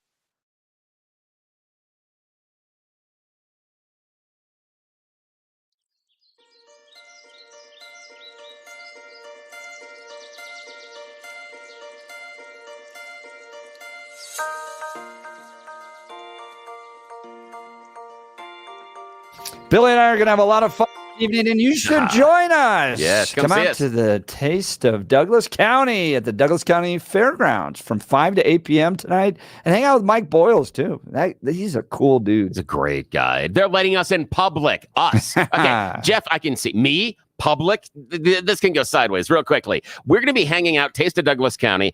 Come on out and see us 5 to 7. $10 advance tickets. It's going to be $20 at the door. The key to the Taste of Douglas County is you get to walk around and sample all the amazing restaurants that are there in the community. They give you little tasters. You can come back and get seconds. The idea is you can shop around and find those restaurants that maybe you haven't visited in the area, or even ones you can stretch a little bit further outside of your local neighborhood and come find some amazing discoveries you can take your friends and family to. But the most important thing is you can take a picture with history. Yes, Jeff is going to bring the sweatshirt that changed the free speech rules at the Capitol. Because of this show and my partner, Jeff Hunt, you have more freedom today in Colorado. No other radio show does that for you. This is the value we provide because you listen for free. We appreciate it. But come take a picture wearing the sweatshirt that changed history with us tonight. There's only one of them. You can go to the CCU bookstore. You can buy a knockoff. You can get your own. You can show it to friends. But we got the one that changed history. And you can take a picture wearing it.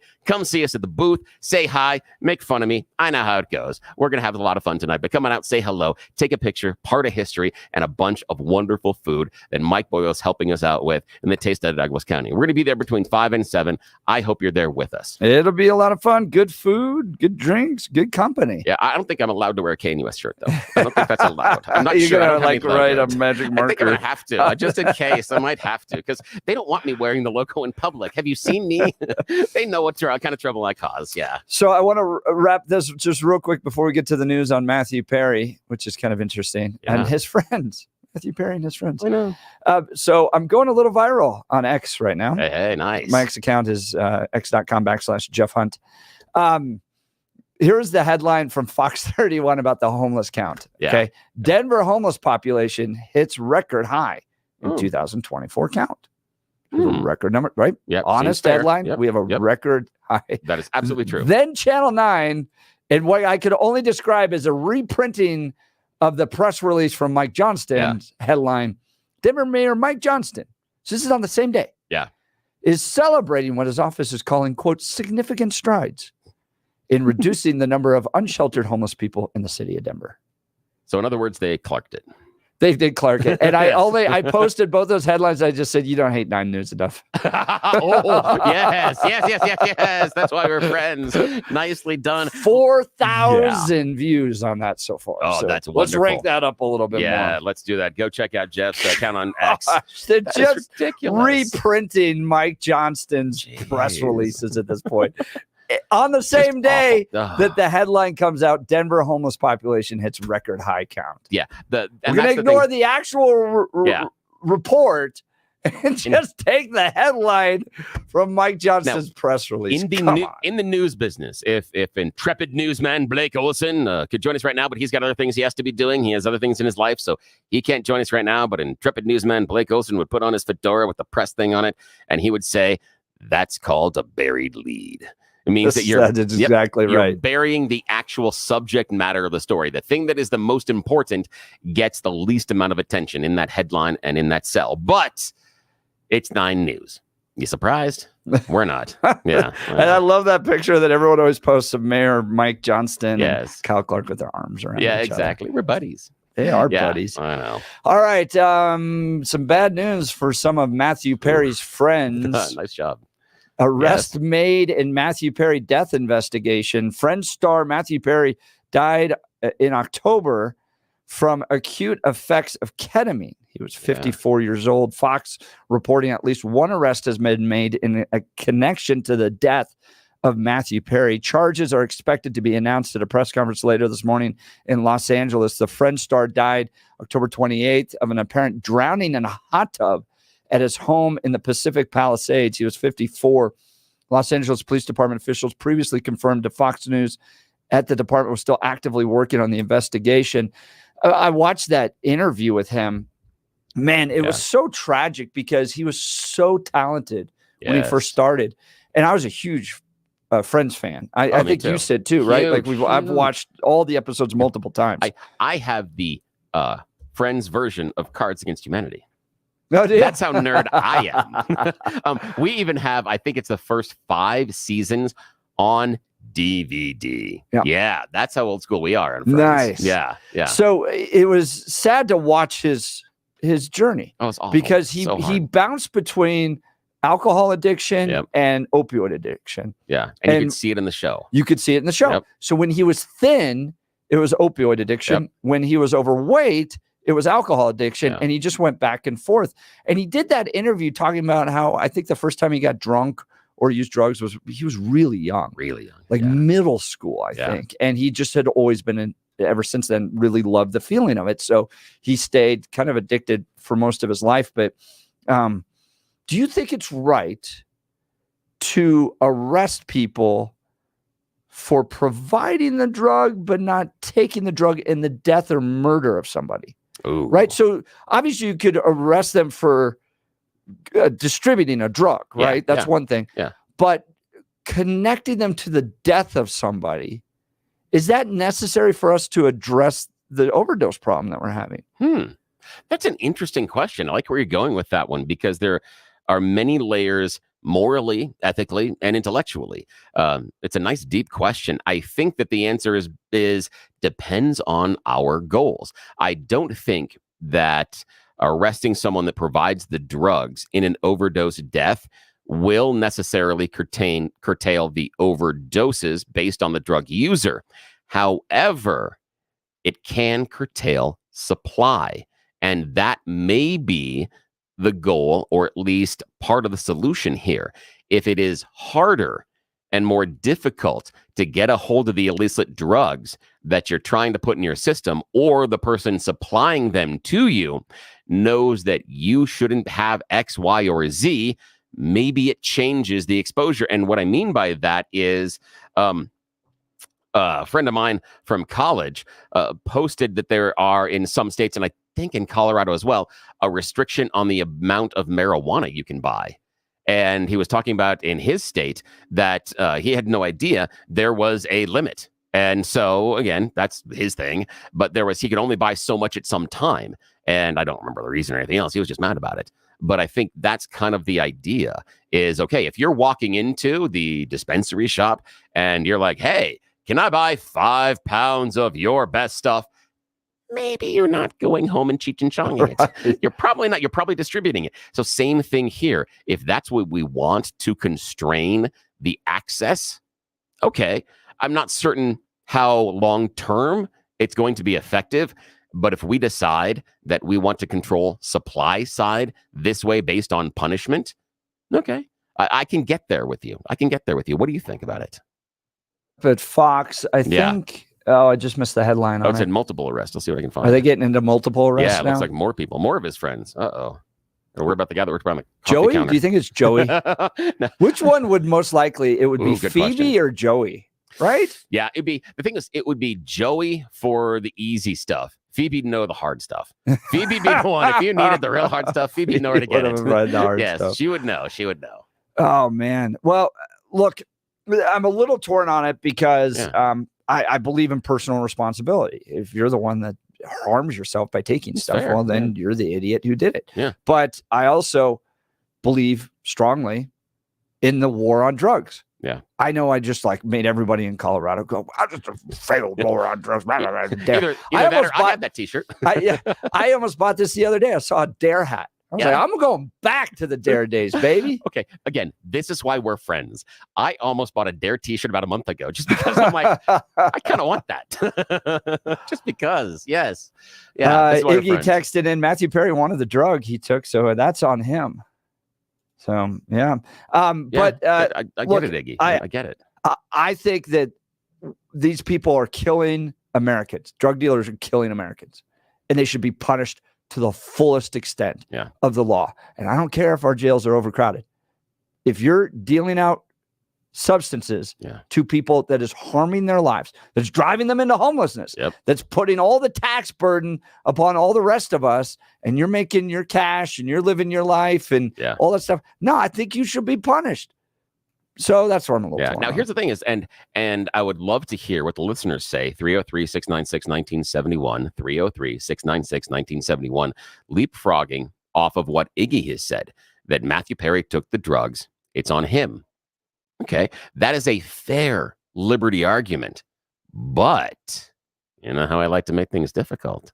If you're arguing that it is the drug user's choice and all the impact and effects should be on them, have you joined the camp of Heroin Barbie and Brittany Pedersen?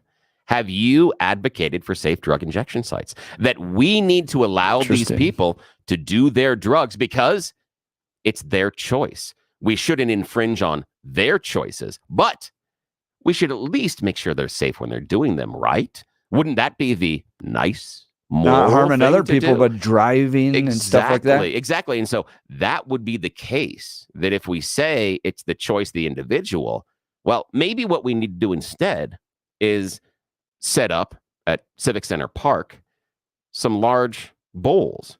Maybe some of them will have opioids. Maybe some of them will have cocaine. Maybe some of them will have mushrooms. And you can go by and take what you need. It's your choice. No one's giving them to you. No one's forcing them on you. You don't even have to pay. You have the freedom to make the choice. Is that a great idea? I'm not so certain. I'm not so certain that's a great idea. And while I say the individual drug user does have that freedom of choice, I do say there also is the freedom of choice of the person that is providing it to them. And there's an issue with bartenders. I was a bartender. There's a point in which you have to cut off people that are there drinking too much because you're responsible for their behavior because they are so inebriated. Yep, that's right. Same thing with the drug dealers. There is a level of responsiveness and responsibility. Sorry, misspoke. Based on you providing it. Are you a responsible drug dealer or not? Yeah, a exactly. responsible drug dealer? Exactly, which sounds really weird. I can't believe that series of words came out of my face. Well, yeah. Speaking of responsible care, why don't you tell us about Balanced Well Space? Yeah, I want to tell you about an amazing medical team that has made a huge difference in my life. I thought I was going to have to live in pain. Great example from this past weekend. Go out to a restaurant, and we're celebrating my father-in-law's birthday. And my back has been feeling great because of the treatments I've been getting at Balanced Well Space. I was a dummy. I sat wrong in the chair. I wasn't concerned about my posture. So part of the way through the dinner, my right leg goes dead numb. My left leg starts tingling. I go a little gray. My wife who's across the table from me looks at me like, "Are you okay?" And so there's that back and forth. So I get up, wander around the restaurant, wander outside a little bit, and I'm just in an uncomfortable pain the rest of the evening.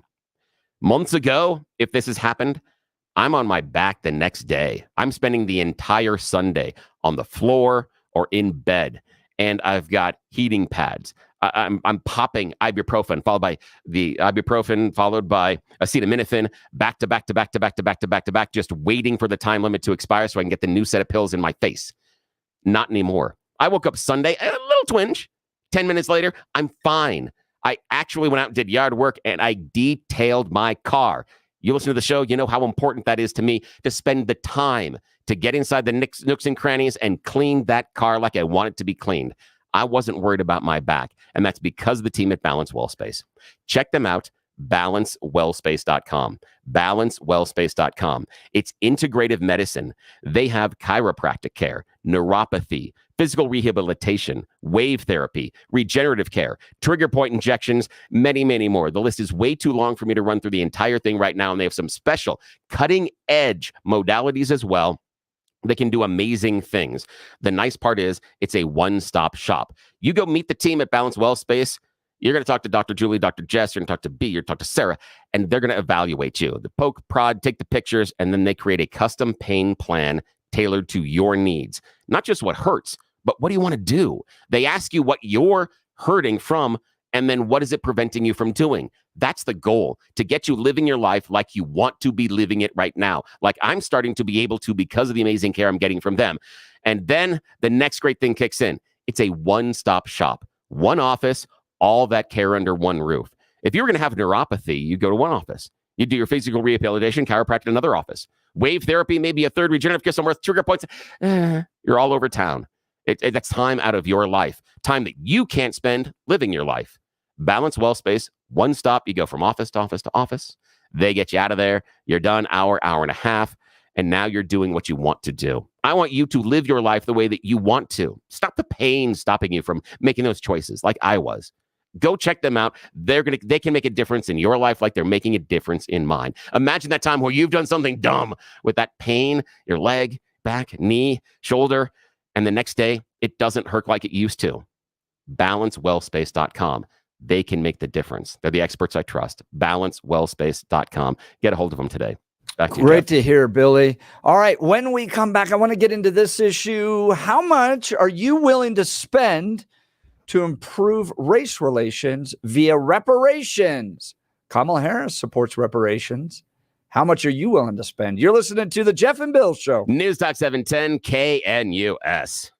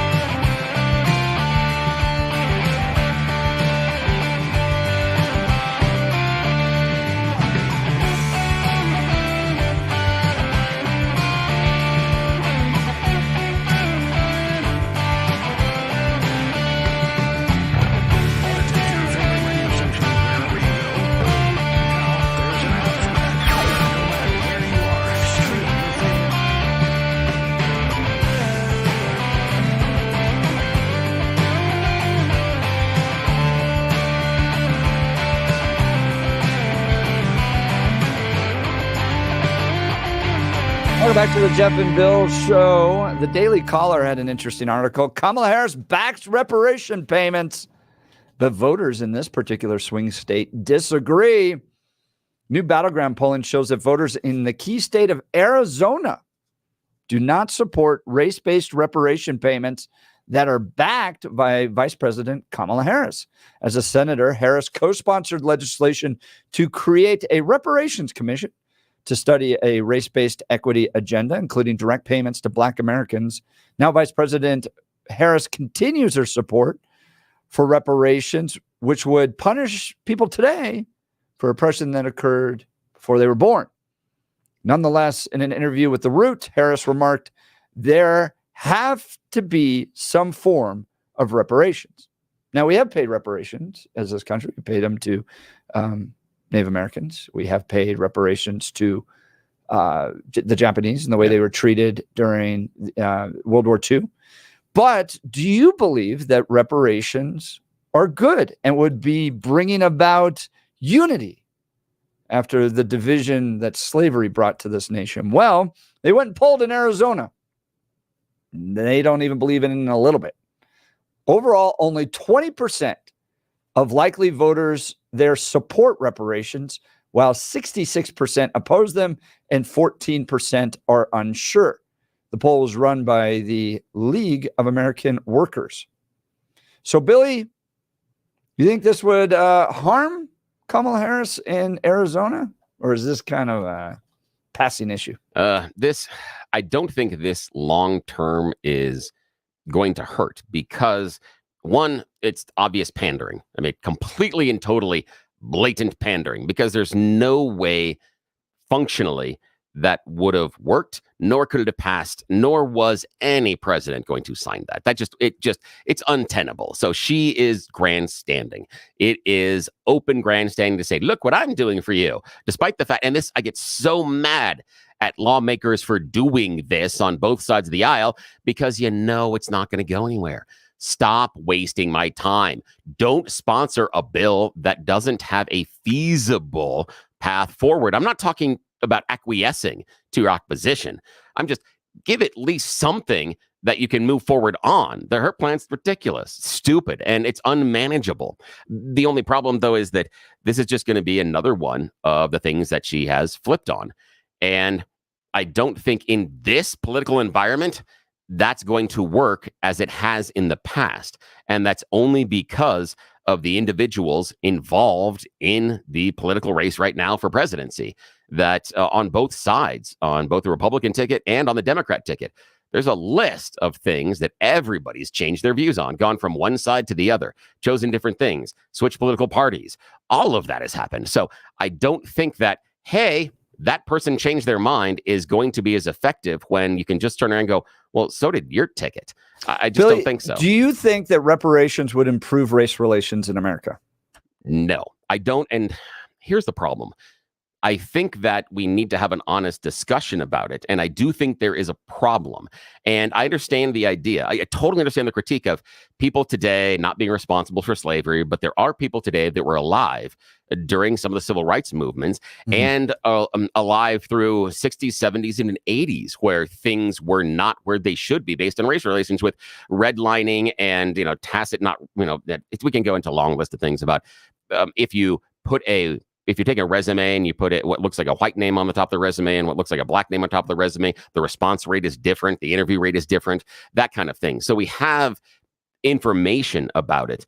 And the best explanation I had heard was the idea of a group of people getting together and playing Monopoly and having the first 50 turns and having two of the players sit out, and then bringing those two players in and say, now let's continue the game. After everybody else has already bought up all the property. And so those two players are at a significant disadvantage. Now, the problem is how you would do anything as far as reparations. That's where it all falls apart. And that's where it feels good. And we can all agree that, yes, things were done incorrectly, but the solution is wrong. And this is why I talk about we need to have a conversation about race, because the reason we need to have that conversation about race is because we can avoid things like, hey, I need to give you dollars, I need to give you this, I need to give you this, if we can just talk about what happened and come to an agreement that, yes, we can't have that happen, we need to be aware of it and move forward. There may be some programs, some things that you can do as far as allowing first-time Black home buyers a lower mortgage rate. There are other things we can do. But an idea of a check, and that thing is really, really difficult, because the problem is, how do you decide who gets the check? What's the list? Do you have to do genealogy and trace yourself back to a specific slave family? Do you have to be in the country for so long? Do you have to, if your family arrived during the civil rights era and was denied access to equal education, are you part of reparations? That's the problem with the idea of cutting a check to someone. For me, it's more about looking at the system and having places where we allow the system to balance out. And if that means, rather than cutting a check for someone, if that means instead that the taxpayer is going to provide a tax break or something else, for me, that's easier to get to, because it allows them to achieve. I don't want to hand them a pile of money. I want to give them the ability to achieve. That's what I'm looking for. Steve Cortez, the author of this article in Daily Caller, pointing out Kamala Harris's embrace of reparations paid based on race, writes this: we've already paid in this country reparations mightily, waging a devastating war to end the evil of slavery. The reparations were paid with the lives of well over 300,000 Union soldiers, men who died to reunite our nation and abolish human bondage on these shores. In fact, the Civil War was so brutal that the total loss of life equates to over 7 million dead in today's population terms. Those radicals rude enough to demand additional reparations should visit Gettysburg National Cemetery, where over 3,500 Union soldiers lay for eternity, their young lives sacrificed for a great cause that led to the elimination of slavery in our land. Reparations were indeed paid, not just by those brave men, but by the widows and orphans they left behind. Tell me what you think. 303-696-1971. Are financial reparations necessary to improve race relations in America? Or text us. Bring that back up. 720-892-6757. That's 720-892-6757. Let's go to the phones with Frank. Frank, Denver, you're on the Jeff and Bill Show, News Talk 710 KNUS. Good morning. Hey, guys, I think you guys have already given part of the answer. That study, Jeff, that you related about the high school graduation, full-time job, and raising children after 21 are some of the keys for success and no poverty. I was telling Billy about a movie I heard about with James Garner called The Ultimate Gift. And it was when he was in his older years, but the gift, the secret gift was work. And people want to work. I think it's fulfilling if you find the right work. I don't know if you've ever listened to the Dave Ramsey show. He has gone from a financial show to a psych show because there's so many people out there that have financial problems, but they're mostly by wrong decisions. Yep. And he's put together a bunch of authors. One guy, John Deloney, a psychologist, writes about anxiety, and another guy, Ken Coleman, that writes about finding the job you're wired for. I think those are two key ingredients, especially finding the job you're wired for. I think this idea of reparations just brings hard feelings on both sides. And I think most of the people that I know, minorities, they're hard workers. They just would like a chance and a fair chance. And that's where I would be coming from, not to be pandering. But of course, politicians can't resist the urge to pander. I think Frank, I think you're exactly right that they want a chance and an opportunity, and it would just contribute to greater division. And then, Billy, to your point, how do you do this? The complications around all that are spot on. Frank, really appreciate the call. We'll continue with your calls and texts. You're listening to the Jeff and Bill Show. News Talk 710 KNUS.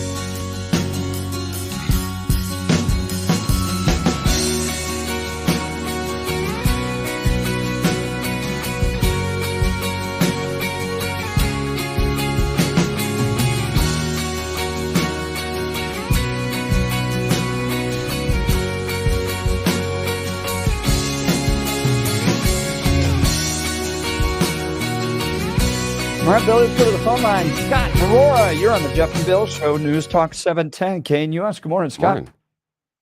Good morning, Jeff. Good morning, Bill. Hey, the racial equity problem, I guess what this is.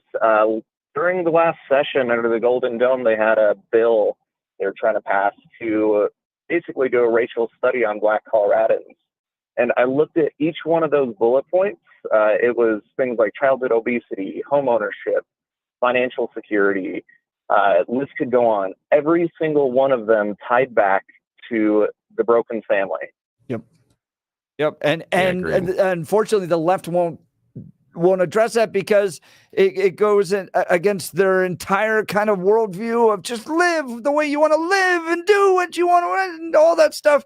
And it just doesn't work out. It ends up with broken families, which then comes broken community, and then comes big government programs spending $155 million to deal with homelessness, all that stuff. And a lot of it goes back to the brokenness of the family. You're exactly right, Scott. A healthy nuclear family is a healthy society. That's exactly right. And I, as the Mike Pence of Colorado, will stand alone if I need to in the Republican Party because I apparently distract people from the real issues. We wouldn't be alone. Your wife would be next to you. You know, 'cause it's a nuclear family. That is very true. Scott from Thanks, Aurora, Scott, I man. sure appreciate it. Oh, Billy, we've got a fun evening planned. Yes, we do. We're going to be out of the Taste of Douglas County. You've heard Mike Boyle talk about it, both on promos and on his radio show. He helps organize this amazing Taste of Douglas County where you get to walk around and get samples from all of the delicious restaurants there. But tonight, you can also experience history. Come on out, hang out with Jeff and Bill. We're not going to be broadcasting live. We're just going to be hanging there with you so we can talk offline, everything else. But the most important thing, your moment with history. Jeff is going to bring the sweatshirt that changed the rules here in Colorado. You have more freedom today than you had last week because of this article of clothing. You can put it on, take a picture, show your friends and family. What is it? It's a sweatshirt that Jeff wore down to the state capitol. They kicked him out. They said, you can't wear that in the gallery because of political speech. No. He did the right thing. He stood up. He fought the man. They changed the rule this week. More freedom. You get to wear your political clothing in the gallery at the Capitol because of my partner. And tonight at the Taste of Douglas County, you can take a picture with history. We'll let you wear the sweatshirt. We'll let you take pictures. This is the one. So you want to talk about how you have more freedom? What other radio show in all of Colorado has taken the time to expand your freedoms? That's why you spend time with us in the morning, and that's why I spend time with this man across the glass from me. Come out, take a picture with history. Taste of Douglas County. We're going to be there at the fairgrounds, 5 to 7 p.m. tonight. Also, you mentioned your ticket includes delicious food. You walk around, explore some brand new restaurants, and even go back to the ones that you love. They'll let you have seconds. I've tried it out. So come on out. Hang with us. Mike Boyle's a great guy. We're going to be messing around the entire time, but most importantly, you and a picture with that sweatshirt. I hope you're out there with us tonight, 5 to 7. And Billy, there is a competing activity taking place, and I don't want to take away from the Taste of Douglas County, but the alternative is listening to a Jared Polis press conference. Oh, so, I wasn't paying attention. Sorry about that. He wants to go after Michael Fields and Christy Burton Brown and their ballot initiatives to lower your property taxes. So he's doing a press conference. There's a special session he's talking about that he wants to put a stop to solutions that the voters would get to choose. What is a better example of everything we've talked about this morning about the crazy Democrats grabbing a hold and control of your freedoms than Jared Polis trying to call a special session to stop you from voting on the change you want? Is there anything more perfect about the crystallization? What's wrong with this state? I can't believe they Anything can else? do that. I can't believe either. an initiative-led ballot initiative, a citizen-led ballot initiative can be stopped by a special session. Yeah. We were talking about and in what world do those optics look good? Oh, exactly. We're going out there to really lower your property taxes, and guess who stopped that and stepped in the way of that? Yeah. Here's the thing is we talked about Jeff wearing political clothing down there at the Capitol today. You can take a picture with it tonight at Taste of Douglas County. But I'm going to be disappointed if Jared Polis isn't out there wearing a sweatshirt that says, I don't care about your vote. Your opinion doesn't matter. That's what he's telling you. And you know what? I'm gonna get a bedazzled Speedo to wear down to the state capitol now. Dude, if you get one, I'll get a matching in one. support of your property tax rights. That's where it's going next. As you can see, this is a wild show, and we're a bunch of wild guys. So if you want to come hang out with us tonight, Taste of Douglas County, 5 to 8 p.m. at the Douglas County Fairground. It'll be a ton of fun. And Mike Boyles will be there too. Yeah, take pictures with us. Have fun. Lots of free food. It's, again, $10 if you buy them ahead of time. You show up at the door, it's going to be $20. So buy them online before you get to the door. And it's only $10 to get in there. Free food. We've got a great afternoon coming up. Gorka and Mark Levin later. Absolutely fire shows today. So stick with Salem and 710K and US. If you missed the show, go download the podcast at 710knus.com. You're listening to the Jeff and Bill Show. News Talk 710 KNUS. We'll see you tonight.